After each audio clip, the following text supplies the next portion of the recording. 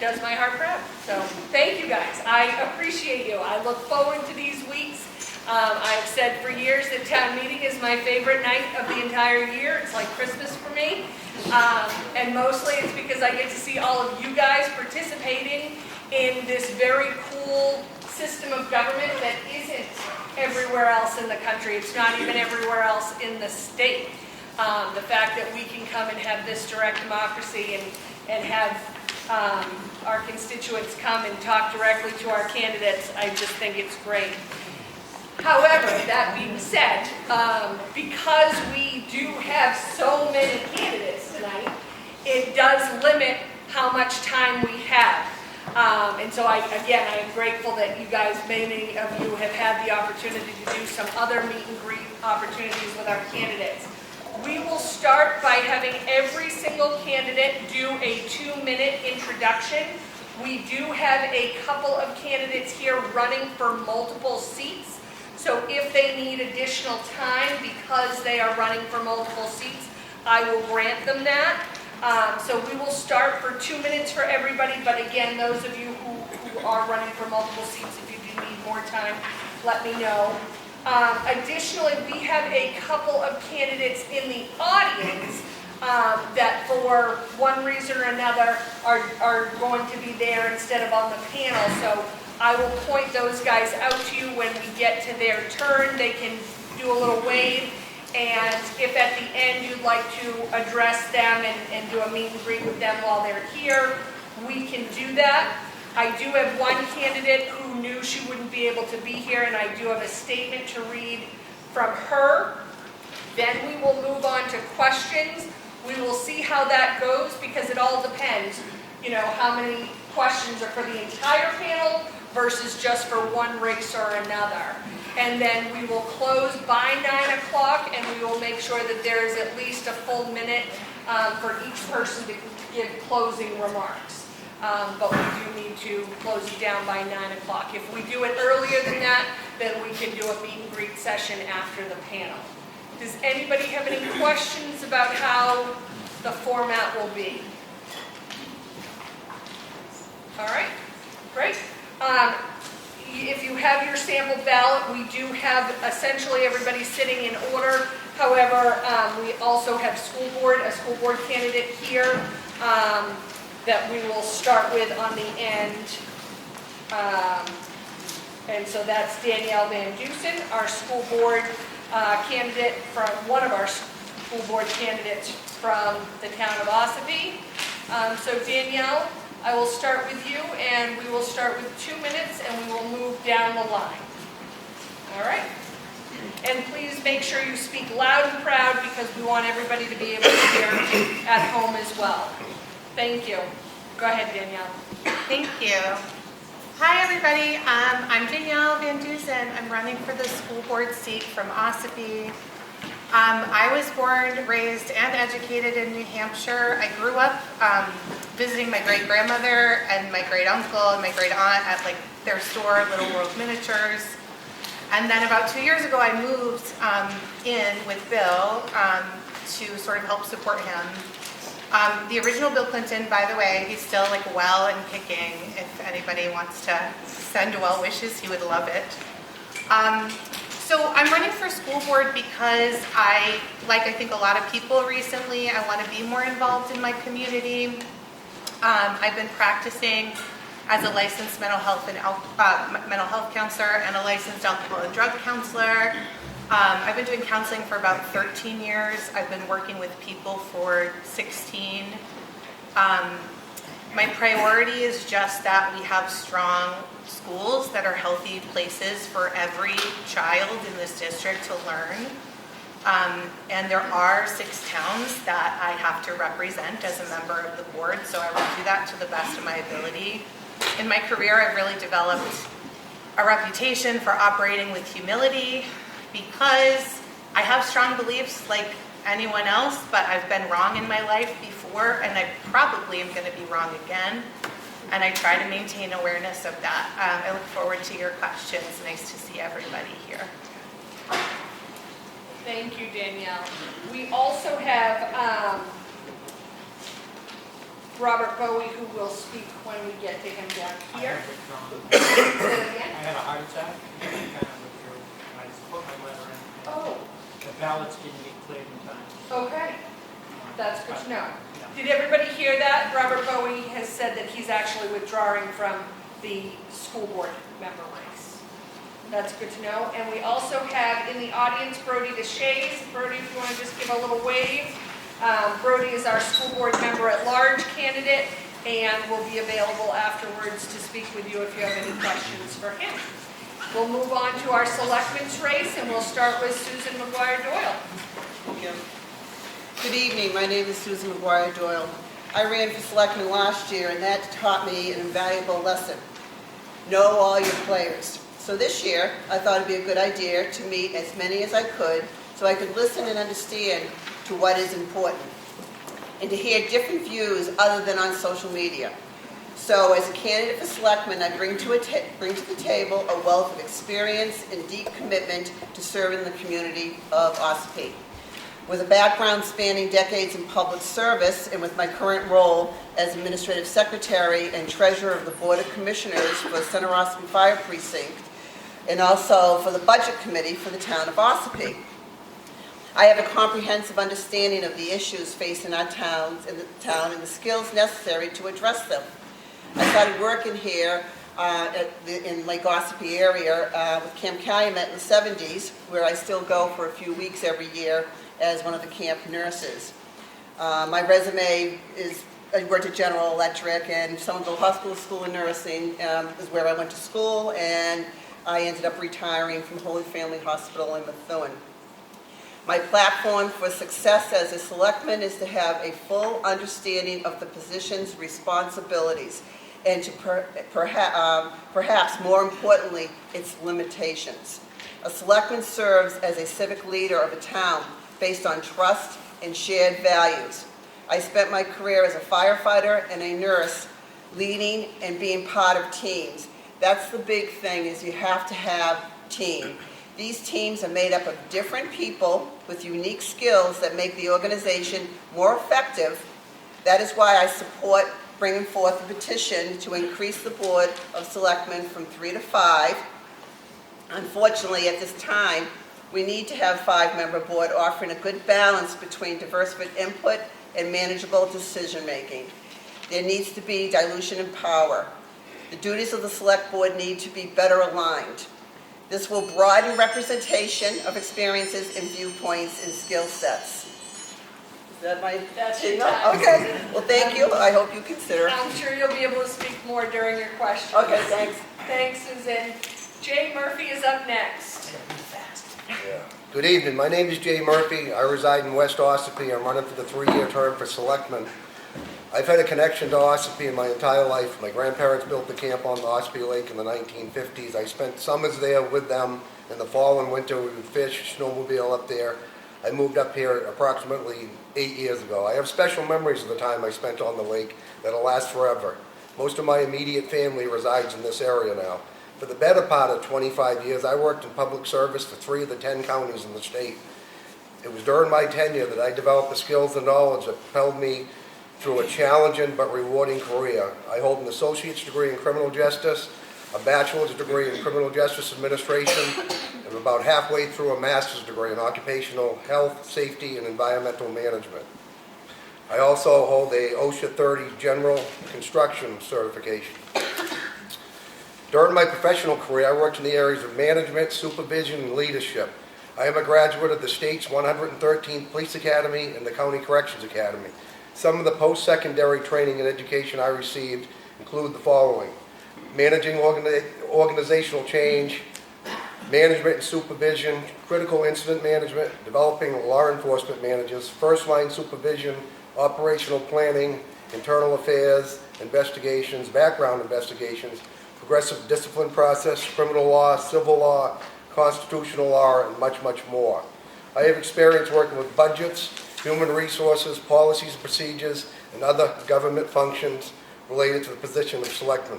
I'm confident that my education, training, and experience provide me with the necessary skills to serve as the selectman here in the town of Ossipee. That's all I have now. Thank you. All right, next we have Mr. Stephen Brown. I'm going to be the only one that stands, I think. My name's Stephen Brown. I've been a general contractor, master plumber in this area for over 30 years. I do not want you to vote for me unless you're ready for a fight and prepared to stay involved.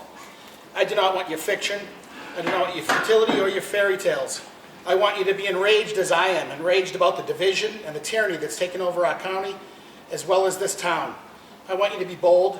I want you to stand up and be heard and protect what is yours. I need your passion. I need your priorities to be all about our town. I want you to elect me and to trust me to help you to defend what is ours, this town. Let us together fight against this tyranny, the bad habits and the deceit that happen to us daily. I want your vote, but it does not end there. You can't quit on us. You can't quit on yourself, and you can't quit on the town of Ossipee. We need you to be more involved than ever. God help the people that threaten our way of life here. These folks are trying to turn Ossipee into a city. If by chance I falter and make mistakes, please be quick to forgive me. But do not overlook my misdeed as normal. I will learn from that, and I will do my best to not repeat them. If for some reason you are not scared about what's going on in this town, it only means one thing. It means you have not been paying attention. You should be scared. You should be very scared. A vote for me means that you will trust me with the burden of your fear, and I will be honored to carry that load. I can and I will. I have scars and blemishes, both physical and mental. I wear them as badges of honor, proof of battles well fought and causes that required action. A vote for me is the easy part.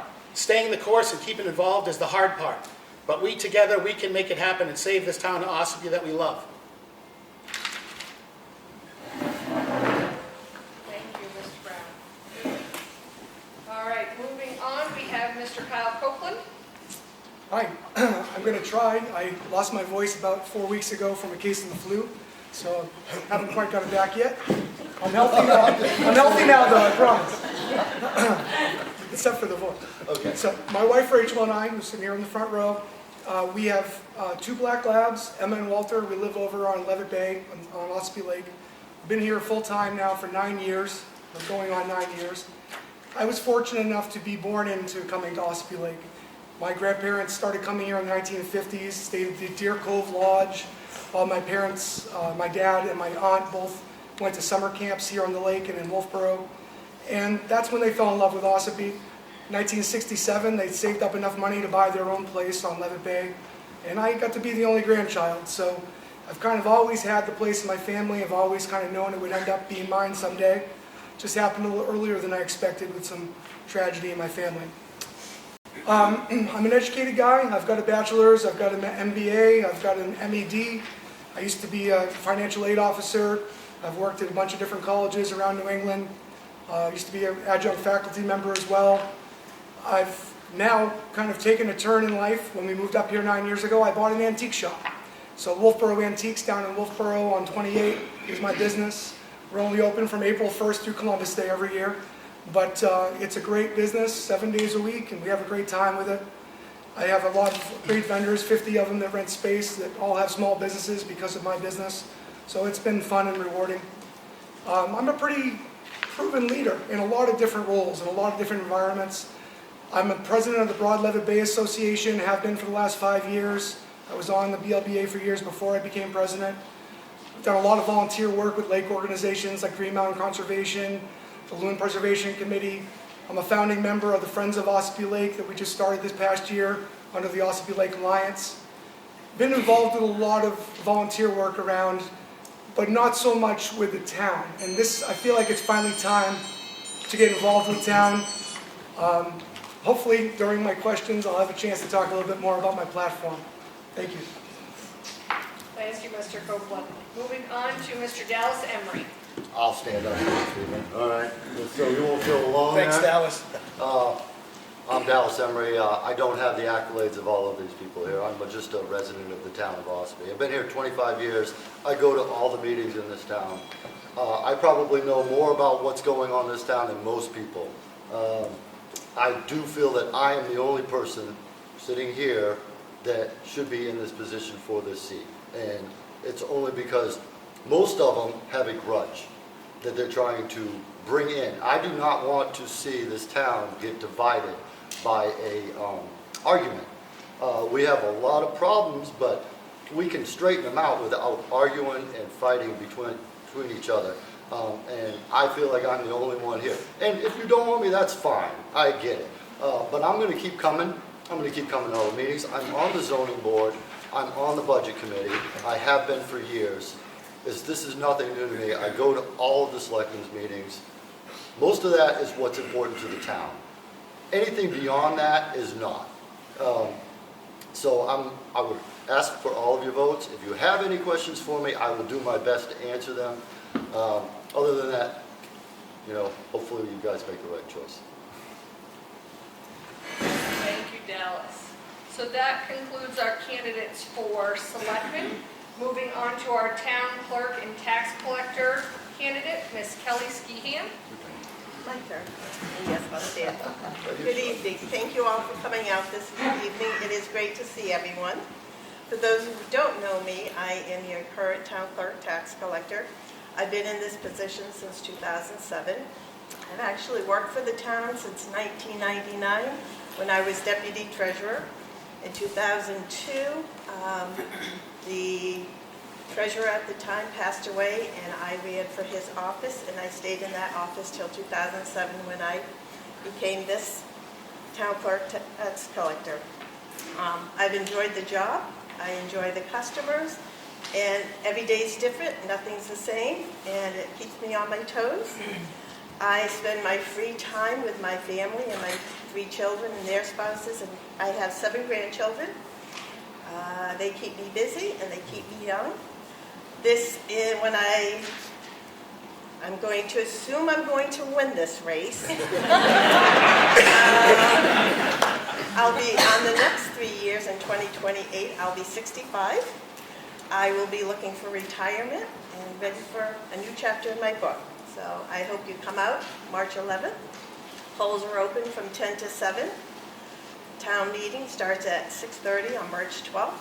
And afterwards, we have goodies out back for those who'd like to join us and visit. Thank you. Thank you, Kelly. For those of you who don't know, Kelly is the one who keeps me on my toes. Moving on to candidates for the trustee of the trust funds, we'll start with Ms. Cassandra Johnson.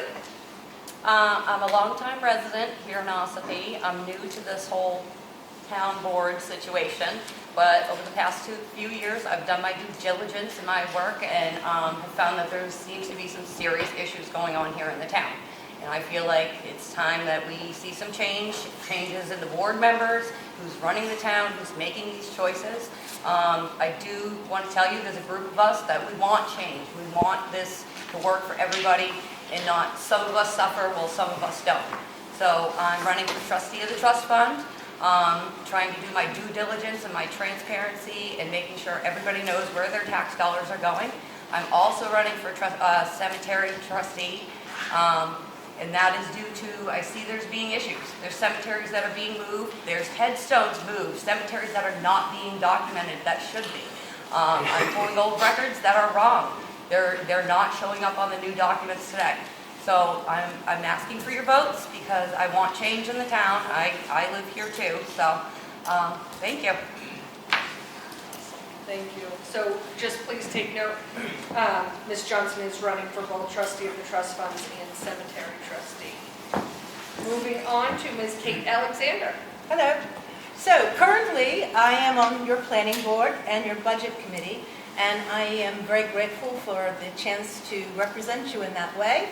I hope I'm doing a great job for you. I know I go in every night, and I want to do my best. So I do take extra training during the year.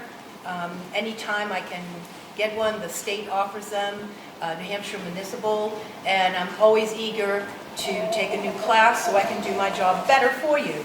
So this time, I was disappointed to not see very many people signing up, for these jobs. And though it's lovely to see the dedication of people who don't wear just one hat, but they'll wear 4, 5, 6. They're sitting on many, many boards. And I'm sure that takes up a lot of their time. And, that's lovely that they're willing to work that hard. But I think that a town is best represented when we have diversity. And we don't have one singular person wearing so many hats. It's not fair to the person wearing all those hats because obviously it takes their time.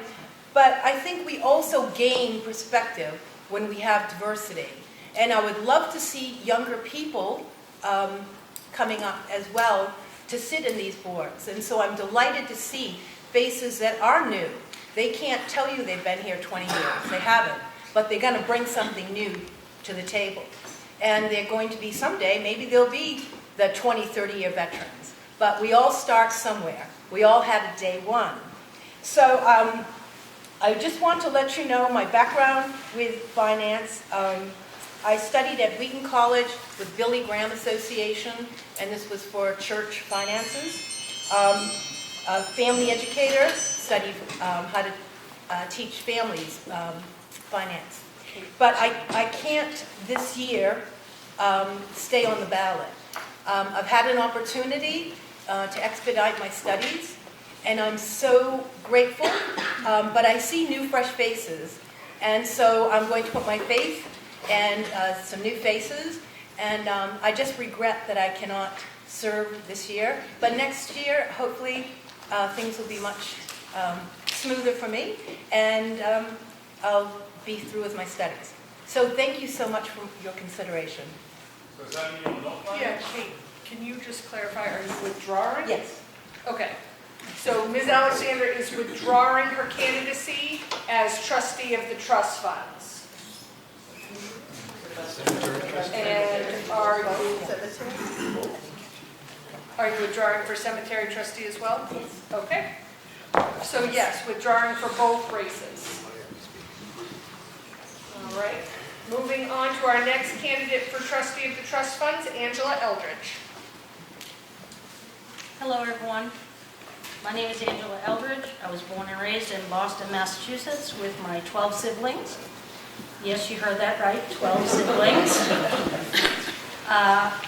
My parents instilled in us the values of respect, generosity, and the importance of standing up for those who cannot stand up for themselves. About 10 years ago, I moved to Center Ossipee with my 2 sons to be with my wife, who was born and raised here. And from the moment we arrived, we fell in love with the town, the people, its beauty, and its charm. Since I've been here, I've been deeply involved in the community, serving on multiple town boards, working tirelessly to make Ossipee a better place to live. In 2021, my wife and I were honored to be named Joint Citizens of the Year, and I've been serving as a trustee of the trust fund since 2019. I believe I am an asset to the trustee of trust funds. I approach my role with kindness, respect, integrity, and the best interests of our wonderful town at heart. I do want to mention that this past December, we did lose a colleague and a friend, Connie Billings. He served as chairman of the trustees for many years, and his dedication and love for serving his community, along with his wisdom and knowledge, have profoundly influenced many of us. So I would like to extend my gratitude to Connie for his years of service to our town, as he will be greatly missed. And that's pretty much it. I appreciate you guys all coming out. Thank you. And moving on to Tracy Fernandez. Hi everybody, my name is Tracy Fernandez. I'm going to try really hard not to cough through this. I moved to Ossipee in 2020 during COVID. I was born and raised in Massachusetts, but I was a full-time RV family with my 2 daughters and my husband for 5 years prior to moving to Ossipee. So we did get to explore a lot of this country and see what the world had to offer before moving here, and we wanted to come to Ossipee. And I used to vacation here as a child all the time, and we fell in love with it, so we wanted to come here to New Hampshire. I'm an accountant by trade. I'm a certified nonprofit accountant as well. I've worked a lot with the Friends of Constitution Park. I'm on the board. I'm also the treasurer. I love to get back to the community when I can. I'm hoping with my background and knowledge as an accountant, I'd be able to bring my experience to the trustee of trust funds, be able to help where I can, and do my best. We've just fallen in love with this community. I think we can really help. And, there've been some gaps here or there. And I hope I have your vote. Sorry, I'm struggling to talk, so I'll be a little bit more quiet. But I appreciate your vote and look forward to hearing any questions. Thank you. All right, now moving on to cemetery trustee. The race of Ms. Alexander has withdrawn, and we'll move on to Crystal Eldridge. Crystal Eldridge, stand proud before you as a lifelong resident of Ossipee. This town is not just my home, it's a community where my family and I found belonging and purpose. I'm trying. I live here with my wife and 2 stepsons, and together we are part of the fabric that makes this community so special. I've been on several boards, Conservation Commission, Planning Board, Budget Committee, Ballot Clerk, and Cemetery Trustee. Each of those roles have been very important to me, but Cemetery Trustees is what I really love. I understand the importance of providing comfort to families during their most difficult times. Lost plenty of loved ones myself. Cemetery, we've made significant improvements over the past years. We streamlined our processes, introduced comprehensive information packets. We saw a lot, updated maps. We oversee 156 cemeteries, and I've been to about 125 of them. Our dedication extends to managing the maintenance crew, and when necessary, if we don't have a maintenance crew or they're off, we go up there and do it ourselves. If I do get back in, I'm very interested in green burials.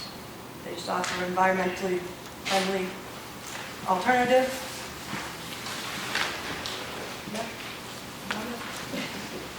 So, appreciate your vote. Thank you. All right.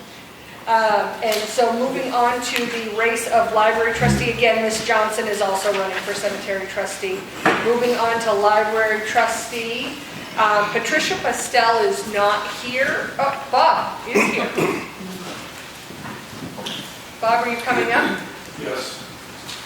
Pat tried to coordinate this and it didn't work. I'm Pat's husband. May I speak in her stead? She gave me some remarks. You may. Nice and loud for everybody. I'm Bob Postel, and I belong to Patricia Postel.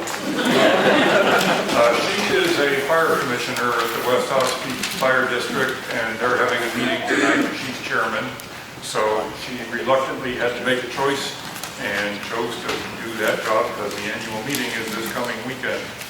So they're setting that up. So anyhow, I'm here to speak for Patricia. She gave me some things to say. We've been here 20 years now. Time flies. We're both retired airline crew and really loving it here. It's a great way to make our final chapter, so to speak. And we like being part of this operation. We've got 5 kids, 9 grandkids, 1 great-grandkid. She's a fire commissioner, as I mentioned.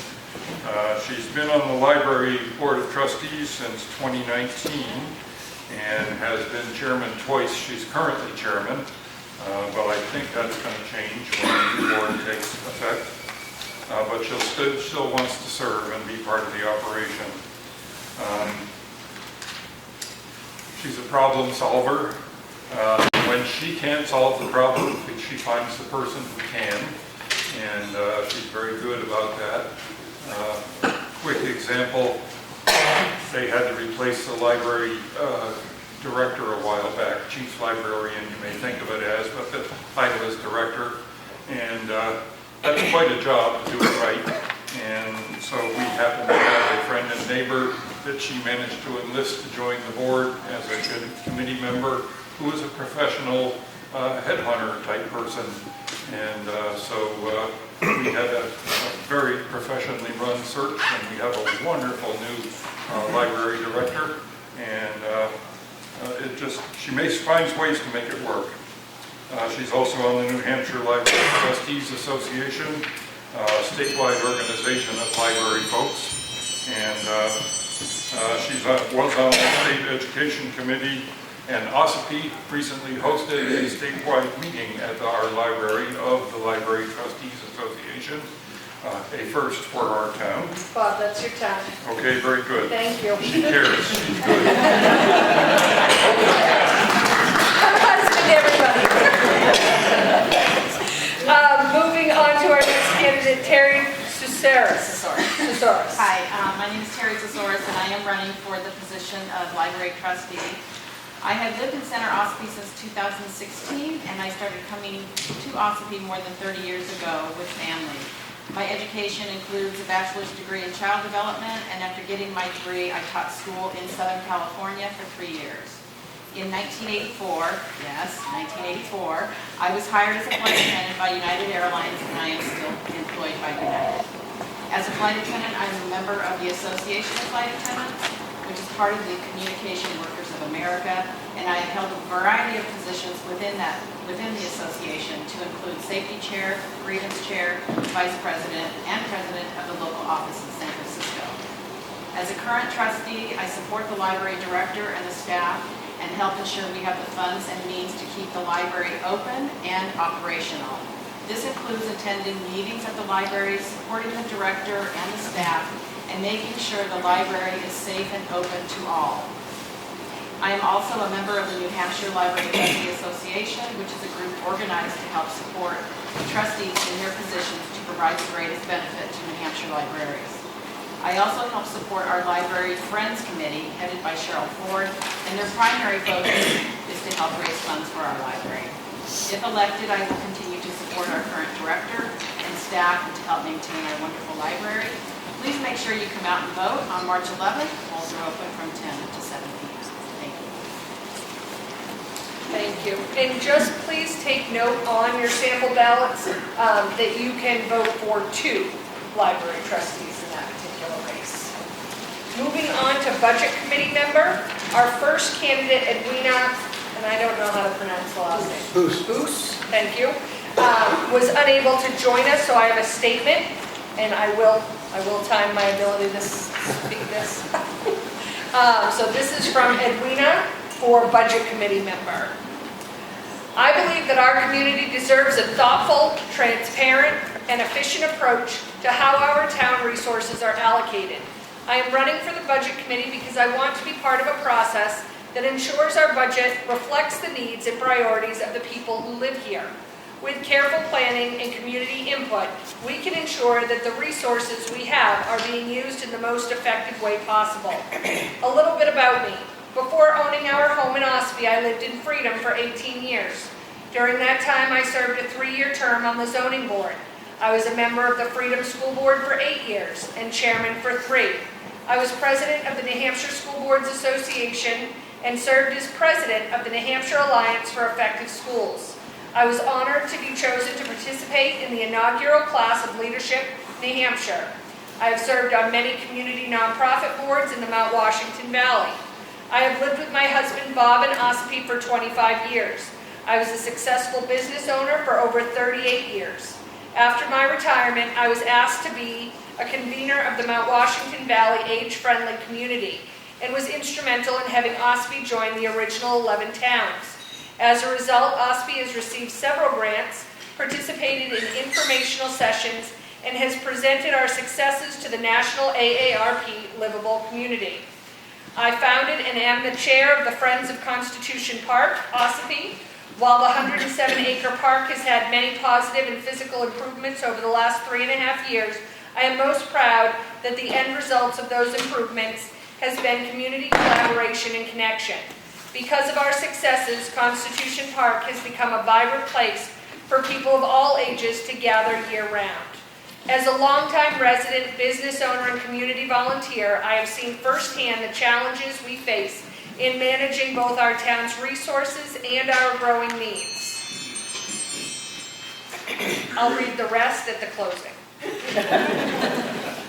And moving on to our next candidate, Mr. Robert Bowie. Hi, my name is Robert Bowie, and I'm a 4th generation to the actual Bowie knife. Jim Bowie, the Alamo, David Crockett. I believe that our community needs to be very transparent. I'm also working to bring a community newspaper back to each and every home.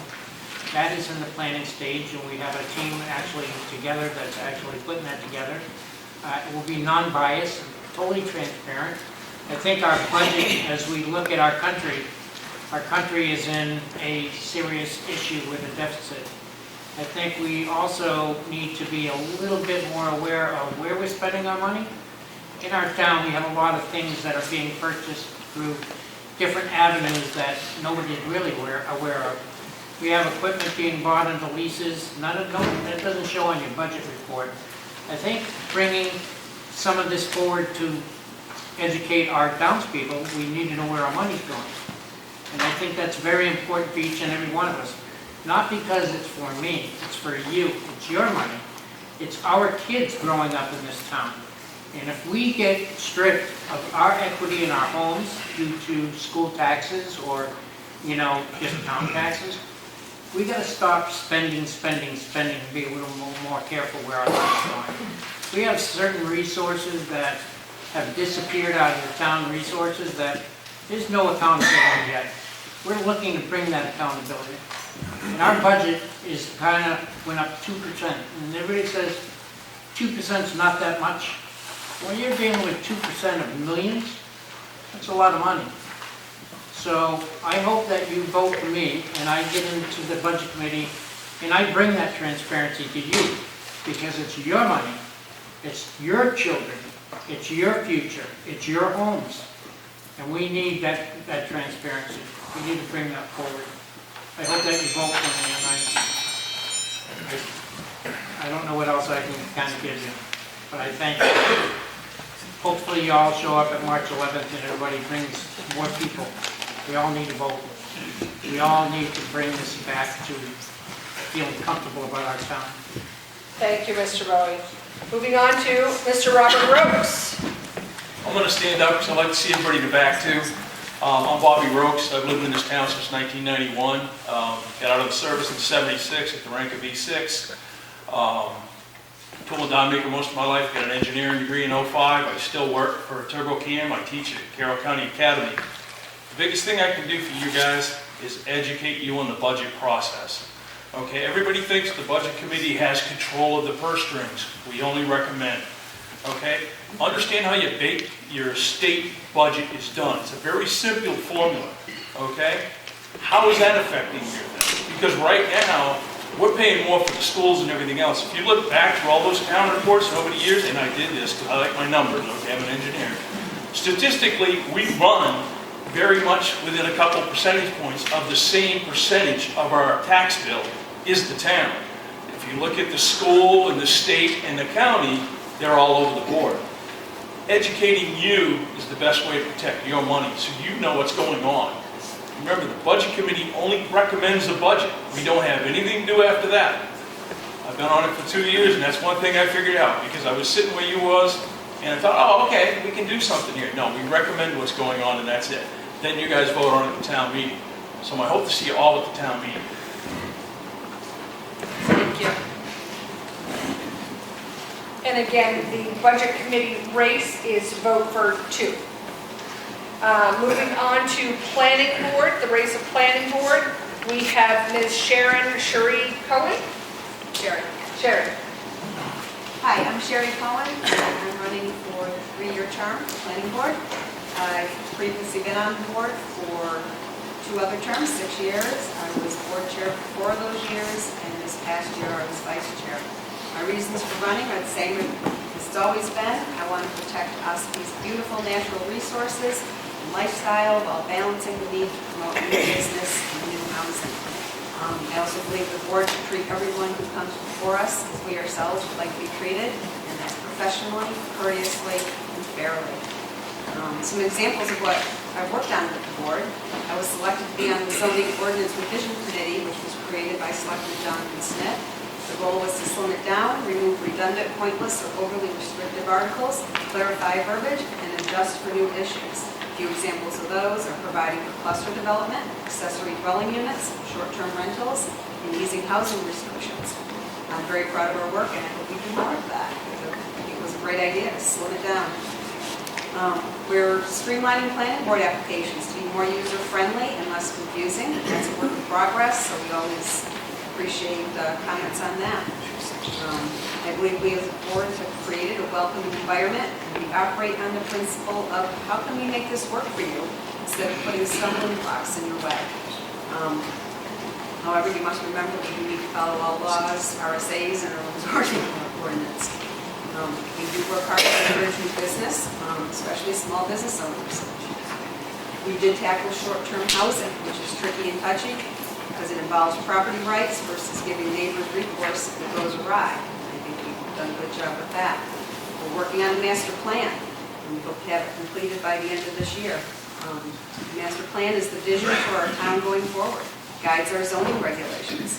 For New Hampshire RSA 674, every town is required to have one if they wish to have a zoning ordinance. They need to be updated every 5 to 10 years. Our most recent one is from 2006, so this is an assessment because we're waiting. So I'll leave it at that. Thank you. And again, this is a race that there are 2 seats available, so there's only one person running in this race, but if somebody is looking to throw their hat in the ring, you can always run as a write-in. There is another planning board race, and that is Mr. David Doyle. He'll give us a little wave from over there. And he's around afterwards to chat with, but might have to run out the door, so he's not sitting up here. Moving on to Zoning Board of Adjustment, Daniel Carl was not able to join us tonight. And then we have Mr. Scott Morgan. How you guys doing? My name is Scott Morgan. I grew up in the area, Tuftonboro, went to Kingswood, moved out of town chasing the timber frame dream for a bunch of years. Decided to move back, bought property here in Ossipee, called my forever home. And so my background, the reason why I think I'd be good for this job is I went to school for architecture and have a degree in construction management as well. I've been a builder for 20 years at this rate now. And part of the reason for me joining or wanting to run for the zoning board is I've had a bumpy road trying to live in my RV while building my house. And instead of being frustrated on the sidelines and complaining without being educated, I don't think that's right. I decided to assert my civic duty and educate myself. So I can't complain without knowing what's actually going on. So that's it. Thank you guys. All right, awesome, thank you. So that concludes, over an hour, almost an hour later, our introductions. Moving on, we will take questions from the audience. I do have a couple of questions that were submitted that if for some reason we don't have a lot of questions from the audience, I will read. But with the audience as big as it is, I figure there will be lots of questions. If you do wish to ask a question, please make sure you state your name and clearly articulate what your question is and for whom you are asking this to. And by that I mean by race. It's not by individual candidates, so that everybody on the race will be able to answer the question. If we have multiple questions for one race and multiple candidates, we'll shift up the order in which we have candidates answer, just so the same person isn't always first or last or something like that. Typically, there's a lot of questions for the selectman's race, and so we need to shift that up. But if you want to ask your question of the entire panel, feel free to do that as well. So I open it up to you. Questions? Yes, sir, stand up and state your name and your question. My name's Chris Elliott. I'm going to ask my question first. It's for the select board, so you have time to think about it, but then I'm going to make a comment. So my question is this.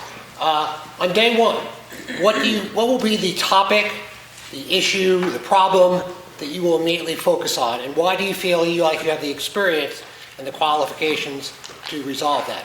And my comment is to thank all of you. I know it takes a lot of courage to get up here and do this, and I think all of us appreciate your stepping forward. We know you're going to give a lot of time and effort, and we're very fortunate that you decided to do this. So thank you very much. Thank you. And so because we started with Susan McGuire Doyle, we'll start at the opposite end and we'll start with Dallas. You can answer first. Typically I give about a minute to answer the question, and then we'll go on from there. But if you need more time, I try not to take up too much time. So day one, we get into office. If I get into office, I'm never quite sure. I do tend to say a lot of things people don't necessarily agree with me. But I'm very straightforward, I'm very honest.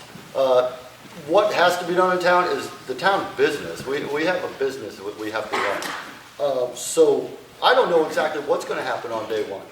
Something could happen the day before that I have no idea. So whatever happens is something that we have to decide as a select board together. I can't just go in there and say, I want to do this. It's not going to happen. Okay, I'm going to run into a brick wall. I like Brian. Brian's great. I love Jonathan. He's great too. I don't care what anybody says. They've been very good for this town. So on day one, I'm going to do whatever I need to do to continue the business of the town. And that's all I'm going to do. And if something comes up along the way, feel free to come back and say something to me, because I'm very easy. I'll talk to anybody here at any time. So hopefully that answers your question. Thank you, Dallas. All right, Mr. Copeland. I'm going to stand because I think I can project a little better with his voice. I think that my first order of business, if I was chosen as selectman, would be to kind of default to a role that Bob Postel talked about with Pat, that she's a natural problem solver. I am as well. That's what I've done through my entire career, through everything I've been involved in. I try to find who can fix it, bring them together, and try to, find the quickest and most equitable solution that makes the most sense for everyone involved. I think one thing that I would really want to focus on, that I've seen, especially on social media lately, there seems to be a lot of controversy and a lot of accusations being thrown around. And I think some transparency would really help clear a lot of that stuff up. When I've heard accusations of corruption and different things, I've tried to research it as a resident, as a citizen, wanting to know, what exactly is true, what's going on there. And I think if our current board did a better job at tooting their own horn as far as some of the things they're doing and why they're doing them, I think that people would be less upset about the outcomes. I think we're in a really good spot right now with an unassigned fund balance of $2.7 million. There's a reason for that. So being transparent about how we got to there and how we plan on continuing that, I think would be the best way to start. Thank you. Mr. Brown? I forgot the question. On day one. On day one, the most important thing is for everybody in this town to work together. I don't know if that's going to happen on day one, but I'm going to have to learn a lot in order to figure out what it takes to run this town every day. It's a big business, spending over $7 million a year. There's a lot to learn. I can't tell you that I'm going to take it by the reins and run with it, but I'm going to do my best. I'll do my best to get along, and I'll do my best to make sure that the division stops. There's a lot of people in this town that are at each other's throats, just like they are across the country. And like Chris said, transparency is probably the most important thing. And I think that if you were to ask everybody in this town, they'd say that transparency was the biggest issue.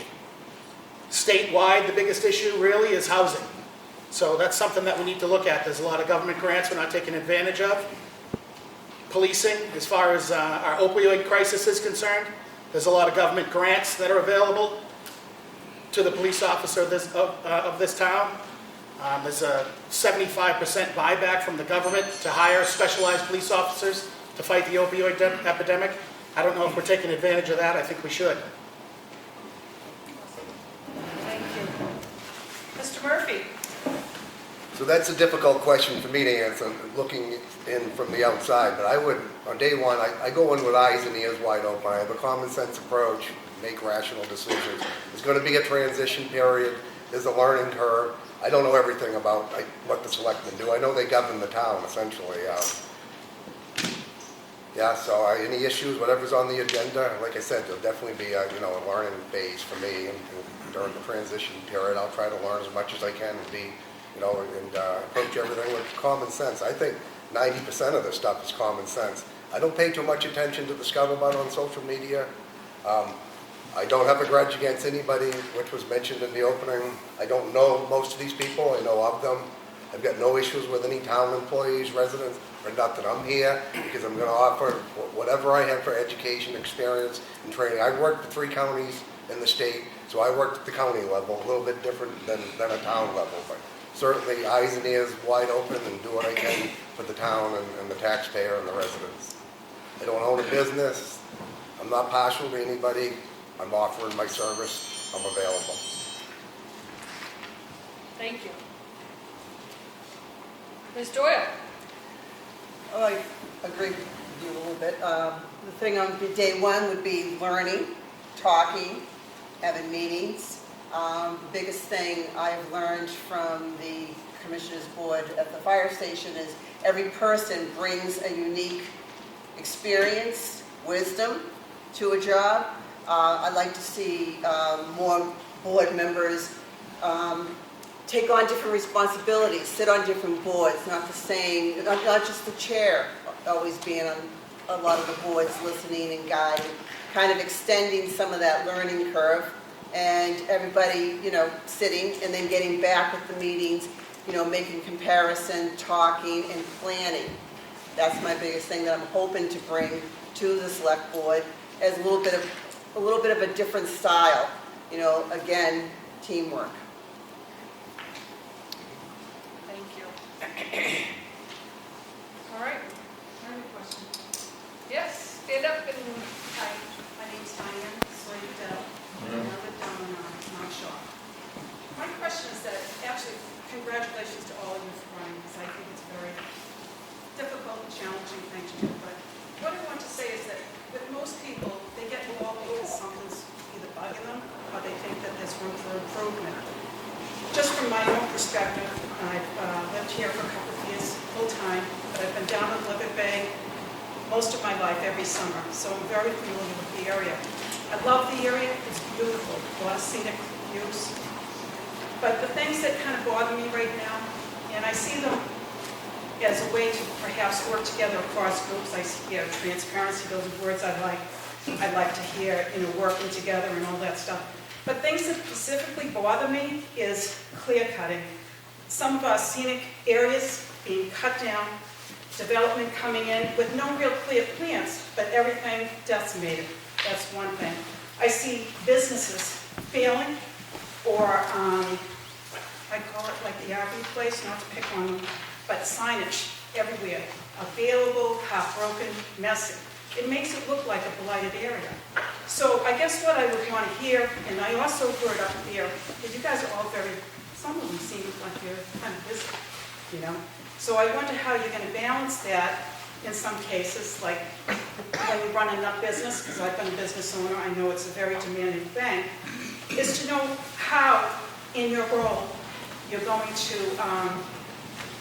kind of work across that. If any of those issues are things not on day one, but what particularly bugs you, or is bugging you, or things that you think you can do better, specifically to perhaps economic development, seeing that businesses, or every business try to hire someone, or protecting some of those areas that are just being clear cut.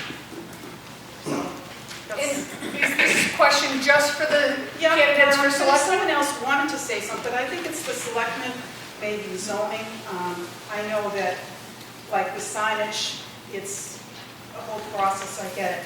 But I think that signs that are up there, they stay up there, business is closed, they're not open full-time, they're half up, half down. I just think that we could do better. I have people in business that have driven through and they're like, what is going on? I'm like, I just think that we could do better. And I wonder if any of you feel the same way, or is there anything that you think you can do about those particular issues? I don't think I'm the only person that feels this, but maybe I am. So we'll start with our candidates for selectmen, and we'll start with Mr. Murphy, and we'll do the round again. And then if there's anybody on the panel wishing to answer that question as well, I will open it up. All right, so Mr. Murphy. That was quite a mouthful. I think there was like 10 issues there. Businesses, I know it's been an issue in town here. They've been trying to revamp the downtown for a number of years. I don't know why they're having an issue with it, because it's not a main road through town. Route 16 is, and most people drive right on by. I mentioned this last year when I ran, and that's probably the issue with that. I think you have a tough time diverting them off 16 onto 16B. If that's the area you're talking about, you really didn't mention specifically where the businesses were. Or... I'm talking Route 16, the highway project from Northland Tire down. They did, you can get real specific here, they did an elevation, they launched a drain. I understand it was a state project. But beyond that, it's still a destination. If you go down 16B, they took some more trees down. They take the trees down to make it more appealing and more sellable, a better option, easier to sell, to make money, to, increase the scenic view. But meanwhile, on native plants, the runoff, everything that happens because of that. A lot of these things crisscross. For instance, even the tax base, you could get, and I don't want to over-talk it, but everybody's complaining about their taxes, but if you had better economic development and you had more thriving businesses, that would take some of the tax base and, that would help.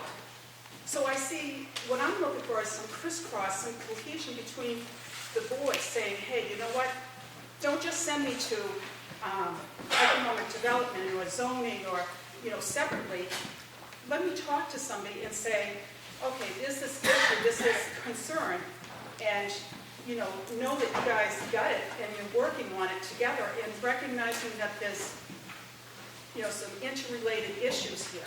But just to make it very simple, what I'm saying to you is going down Route 16, all the clear cutting, all the billboard signs that either don't mean anything, that are falling down, they're messy.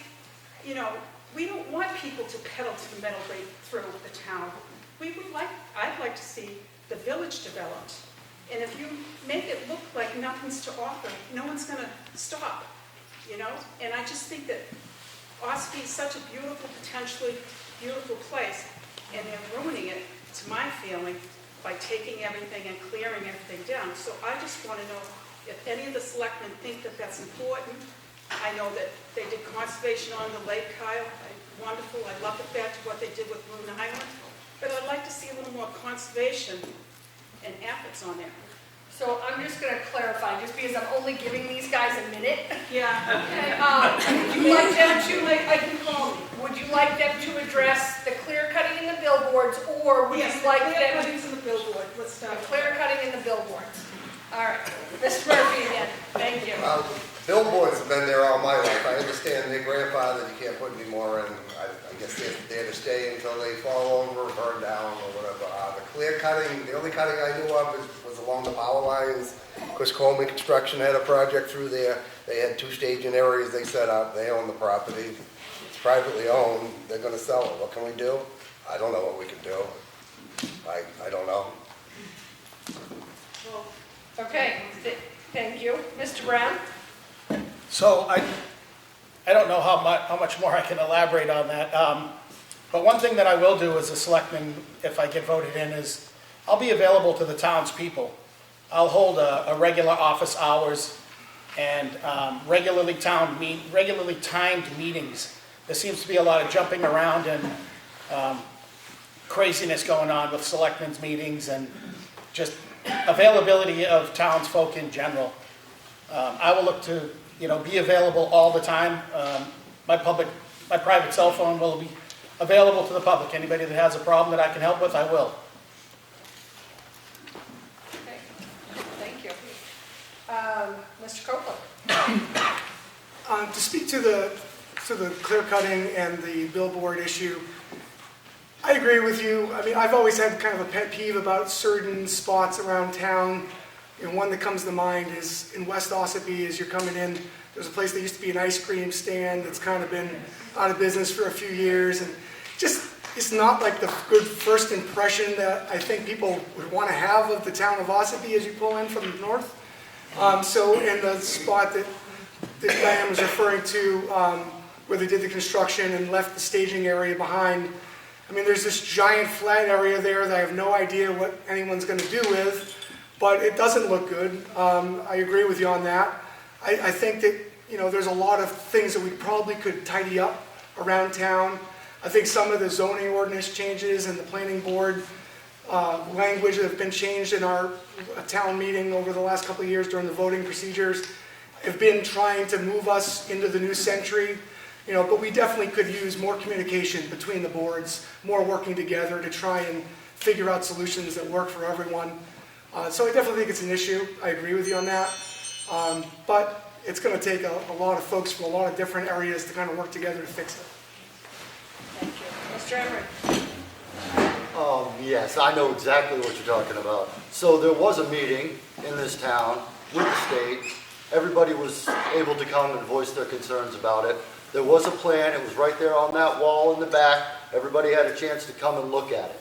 Nobody came, nobody decided that, hey, we don't want this at the time. Nobody. As far as the ice cream stand, the planning board is already working on trying to get that straightened out. If you go to the meetings, you would know this stuff. That nobody goes to any of the meetings, and I go to a lot of them. This whole thing was already planned out, and everybody had a chance to come and discuss it. I understand that people may not like this, and there's a lot of things I don't like, but I can't stop everything that happens in town. Billboards, they're grandfathered in. And a lot of them are not going to happen anymore. Once they're gone, they're gone. But we have to wait for that process to play out.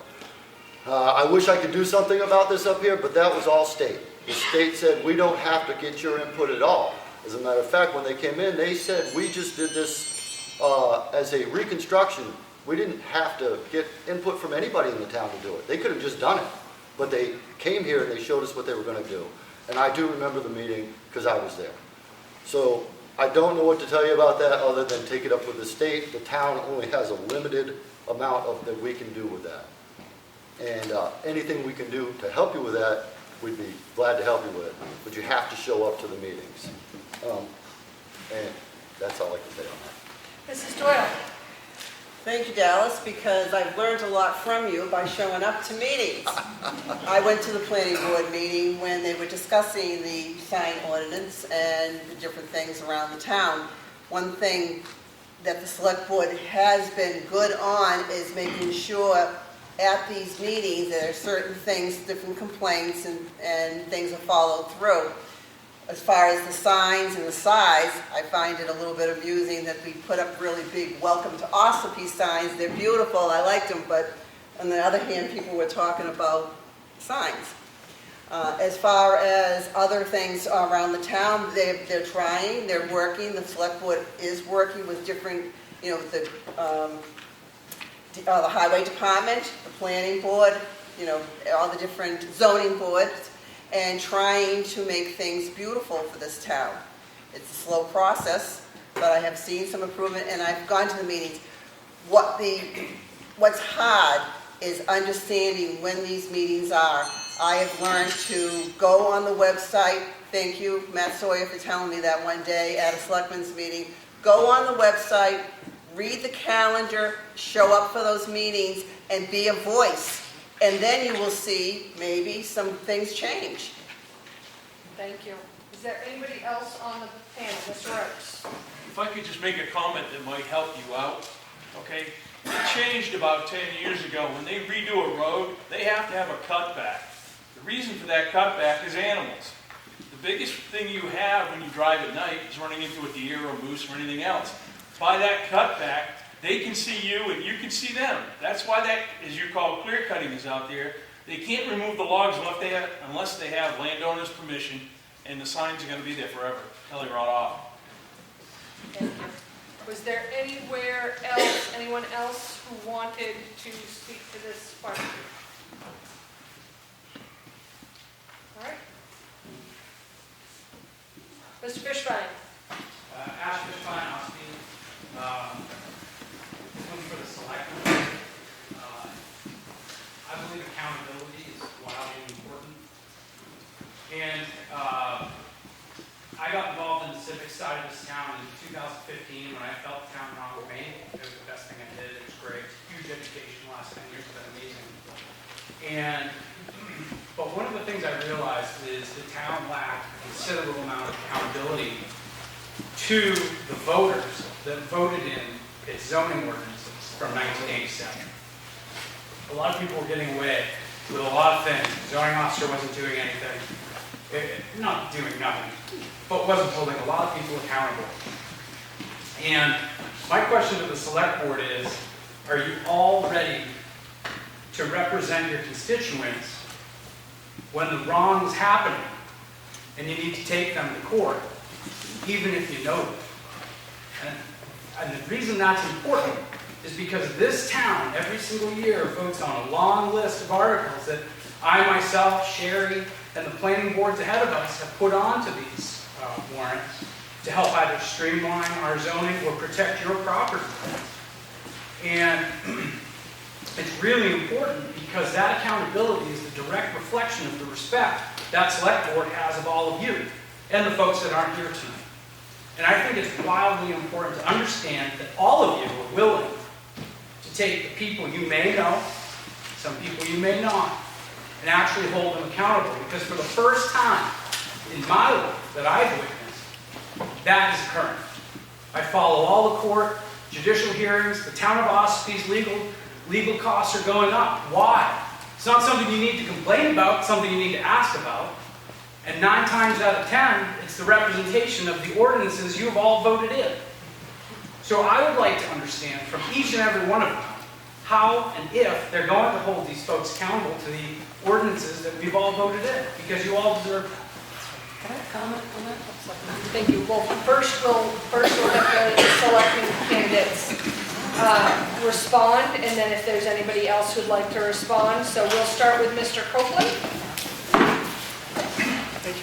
So when you become a selectman, you take an oath of office. Part 284 says that you are going to act in a way that represents the town in the way you were elected, that you're going to act with integrity, that you're going to follow the law. I would always do that.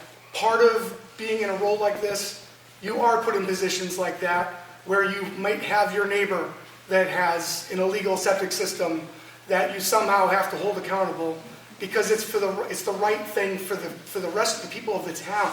If their groundwater could be contaminated or if their rights and their property are infringed upon, it's your job in the role that you're in as selectman to enforce those rules.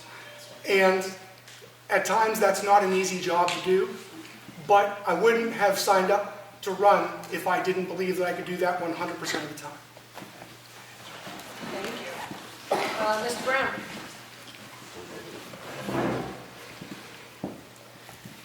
So first off, there's a lot of things that need to be said, and I don't have enough time to say them. But in order to answer Ash's question to the best of my ability, people in the community need to have the opportunity to represent themselves and bring themselves into compliance if for some reason they're deemed to be not in compliance. Obviously, the rules of evidence would point in one direction or the other.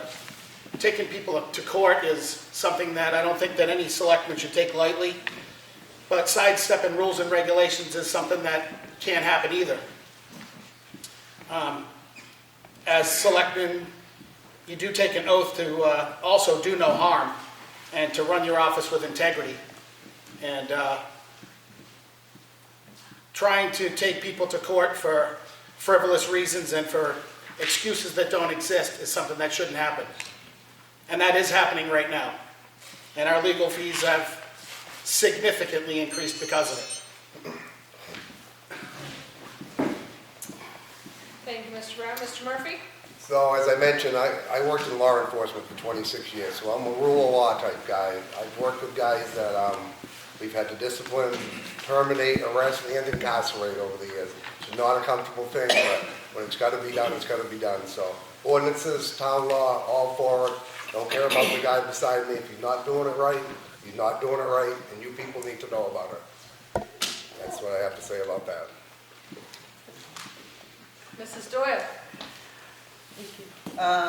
Well, my experience through the fire department is a little bit different than the police department. We have a lot of inspections. Things have to be kept, by the rules, by safety, with, homes being built, generators being installed, and everything else. We can do it a little bit professional, a little bit helping coordinate, maybe helping a neighbor that you feel might need a little bit understanding. I know in the past there was more of a powerhouse kind of thing coming at you, a little bit hard, kind of like a little bit of a police kind of thing going on there. But it has softened a little bit, and we need, as being on the select board, working with planning and zoning and everything else, to sit down and explain. And sometimes it might take 2, 3, 4 times, but let's work it out. We don't want to take your property. We don't want to have medical. The legal expenses in this town is outrageous. We need to work a little bit better, and I've seen how that works through the fire department because you're dealing with safety. You're having them understand. Maybe a little bit kinder. I don't know if it would work, but I've seen it working at the fire department. I see our inspectors having good response and being able to make things safe and orderly the way it should be without going to court. Thank you, Mrs. Doyle. Mr. Emery? Okay, well, I'll stand up for this one as well. Thanks for the question, Ash. I got to tell you, I'm very outspoken when it comes to zoning and things like that. I've made everybody quite clear my opinion about it. But if the town votes it in, that is it. That's it, bottom line. So no matter what I think, no matter how I feel, it could be me. I could be breaking a zoning violation law and somebody could say, hey, you did this. It could be anybody. It's just the way it is. The town voted it in. Now, if you don't like it, there's always the option to get a warrant article out there and put it in front of everybody and say, we don't like this, we want to get rid of it. That's your option. Other than that, if it's there, that's what's supposed to be enforced. And that's what we're going to do. That's what I'm going to do. And I'll leave it at that. Thank you, Mr. Emery. Is there anybody else on the panel who wants to address that question? It's not really my thing, but I do need to say that the selectman does take an oath when they take that position, not to cause harm to the community or cause issues that are not need be. That being said, the legal fees, I don't understand why the budget's going up. If you are, as the town, are winning all these cases, why does the budget need to go up? You're winning the cases. So it bothers me and fathers me.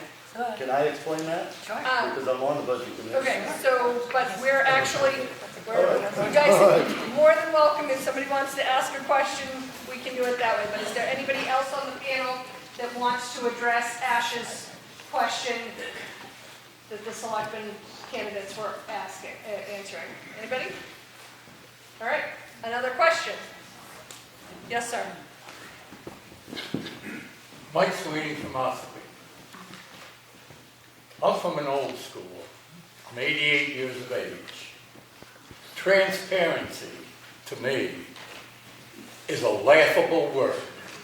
Do you think I'm going to vote for somebody who I think's going to lie to me? What I'd rather have you do, and not only you great people up here, all these people sitting here behind me, I would like you to do the same thing.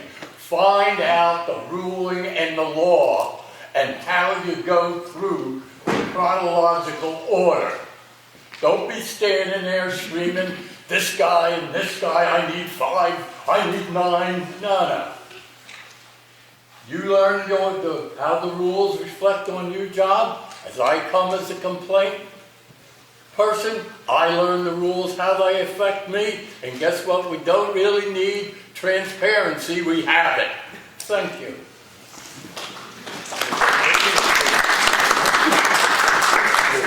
I think that was a comment, not a question, but is there anybody on the panel that would like to address the statement? Ms. Johnson. Seems like a lot of statements coming from people that are tight-knit to this community, to the Historical Society, to the Masonic Temple. It seems like these statements of transparency and the tight-knitness, that's what we're trying to get rid of. We need different opinions on these boards. We can't have everybody agreeing all the time. It's not working.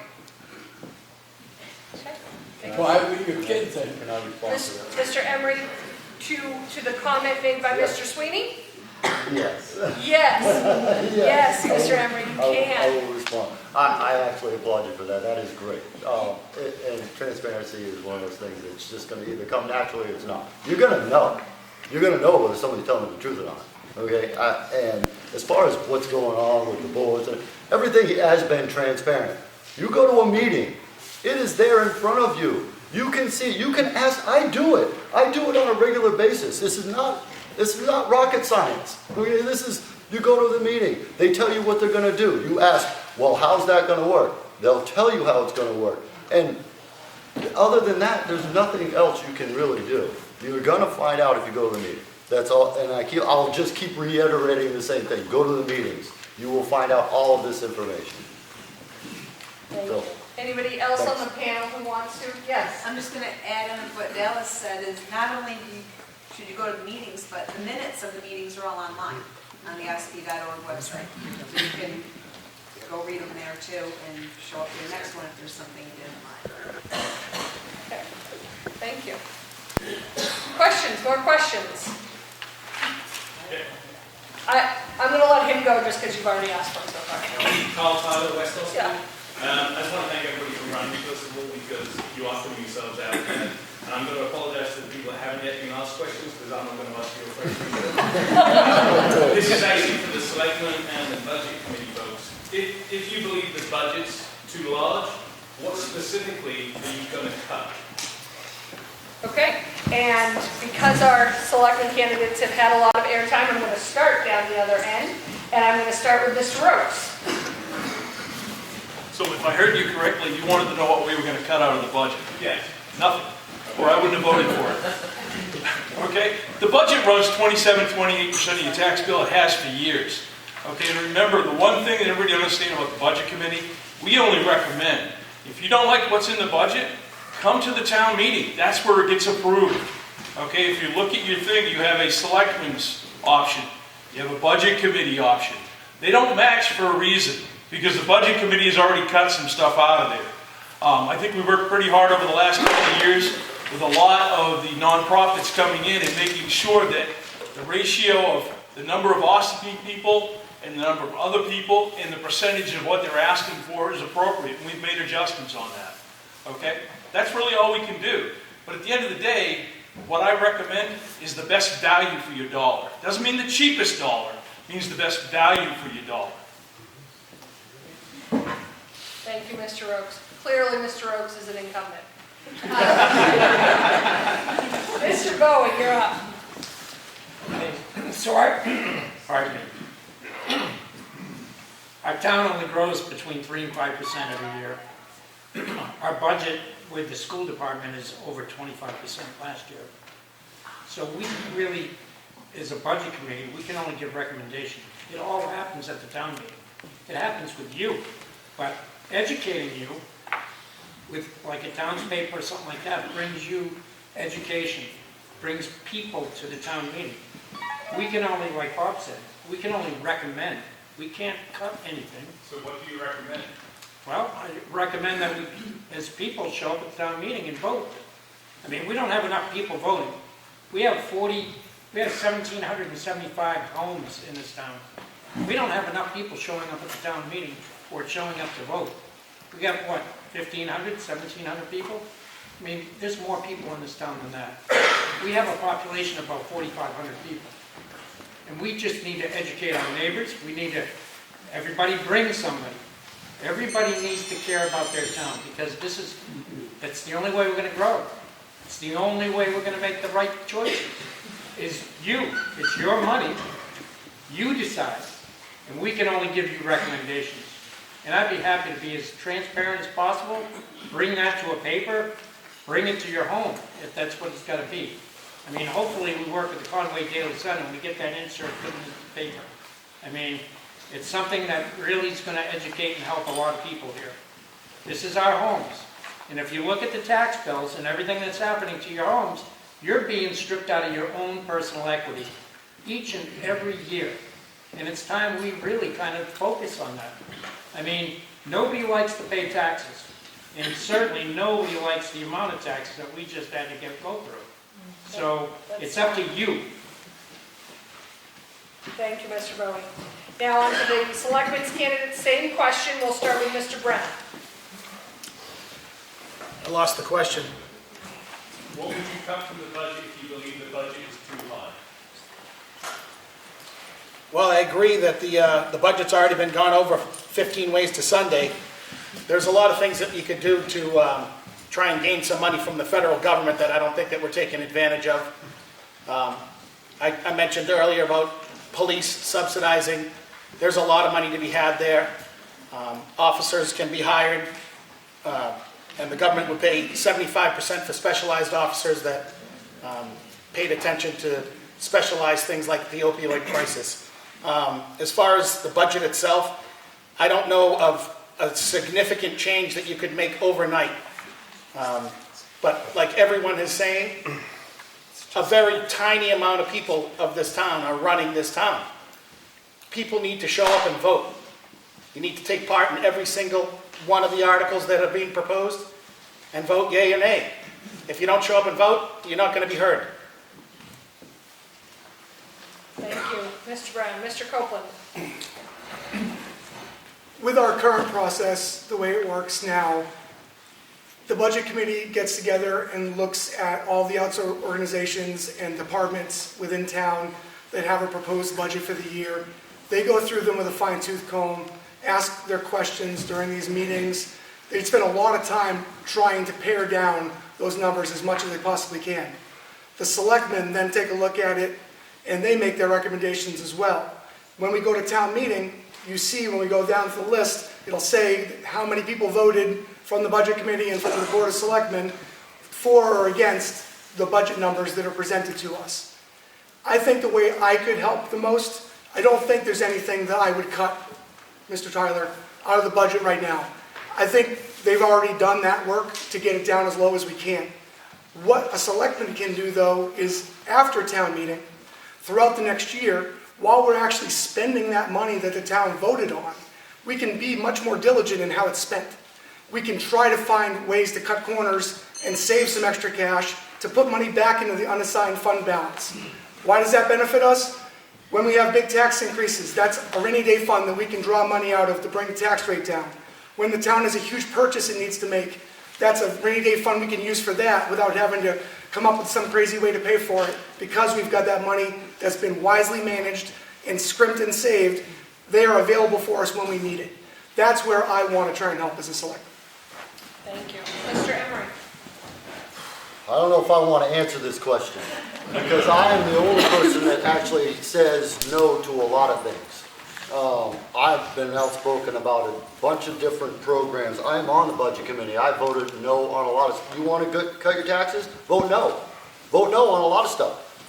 Outside agencies are killing us. $1.5 million. I get it, but everybody feels bad for everything, but they're killing us, okay? Do you want to cut them back? None of you want to cut them back, okay? Because you come in and you vote, and you say, yes, I want it. And then you say, my taxes are too high. Well, I don't know what to tell you. I voted no. You voted yes. You win. Okay? And that's all I can do. All right? And that's it. That's the only thing that can happen. I would cut a lot of things. But there's, you know, the problem with cutting things is everybody feels bad. I have a big heart too. I want to give to everybody too. But we can't do it on property taxes. You want to do it on something else, do it a different way. But don't put it on people's property taxes, is all I said. So, we can go down the road. Thanks. Mrs. Doyle? Dallas makes it interesting at budget meetings, yes. And it's very good to have different opinions and, you know, with the vote and everything else. And again, like Mr. Coleman said, he said that, you know, it goes out there at the town meeting. It shows who voted for what different things, who voted for it, who's against it. The thing is, with the budget committee, I've always enjoyed is the people coming to talk and explain about how they need the money. We do need certain programs, you know, for the children. We need certain programs for the elderly. And we always look at a certain percentage that it increases every year. Let's face it, every single year, things go up. Look at the price of eggs. I mean, it's crazy, right? So, you know, so we're keeping the percentage, and that's what we do. We try to keep that percentage down and, you know, and be reasonable about where the budget is going. When the selectmen come with their budget, we give them a hard time, and we say, we'll take from here, take from there, and they give their, you know, argument of why we need certain things, and pretty much along with the percentage, as long as it doesn't increase by a huge amount, it's usually satisfactory for, you know, the citizens. Thank you. Mr. Murphy? I think the question was, what would you cut out of the budget? Well, I haven't seen the budget, so I don't know what I would cut out. But anyway, I would take, you know, a common sense approach, look at each line item, see if those items are appropriate. What did they spend on that item last year? Why do we need more today? Why do we have less? Go through it one at a time, a common sense approach, ask questions of the board, the budget committee, the residents especially. That's my position on that. Thank you. Another question? Yes, Mr. Fishbein? Oh, I thought there was someone else. Was there somebody else? No, Marie's willing to talk. I want to hear her.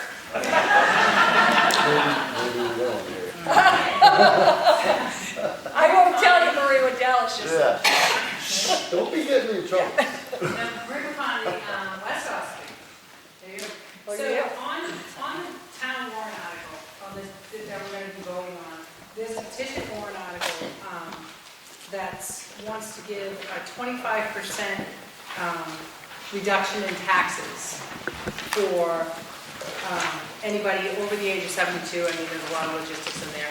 But my question is, if the town, this is for the selectmen, and I actually do have some questions for some other people, but for the selectmen, if the town people vote this in, will you honor it?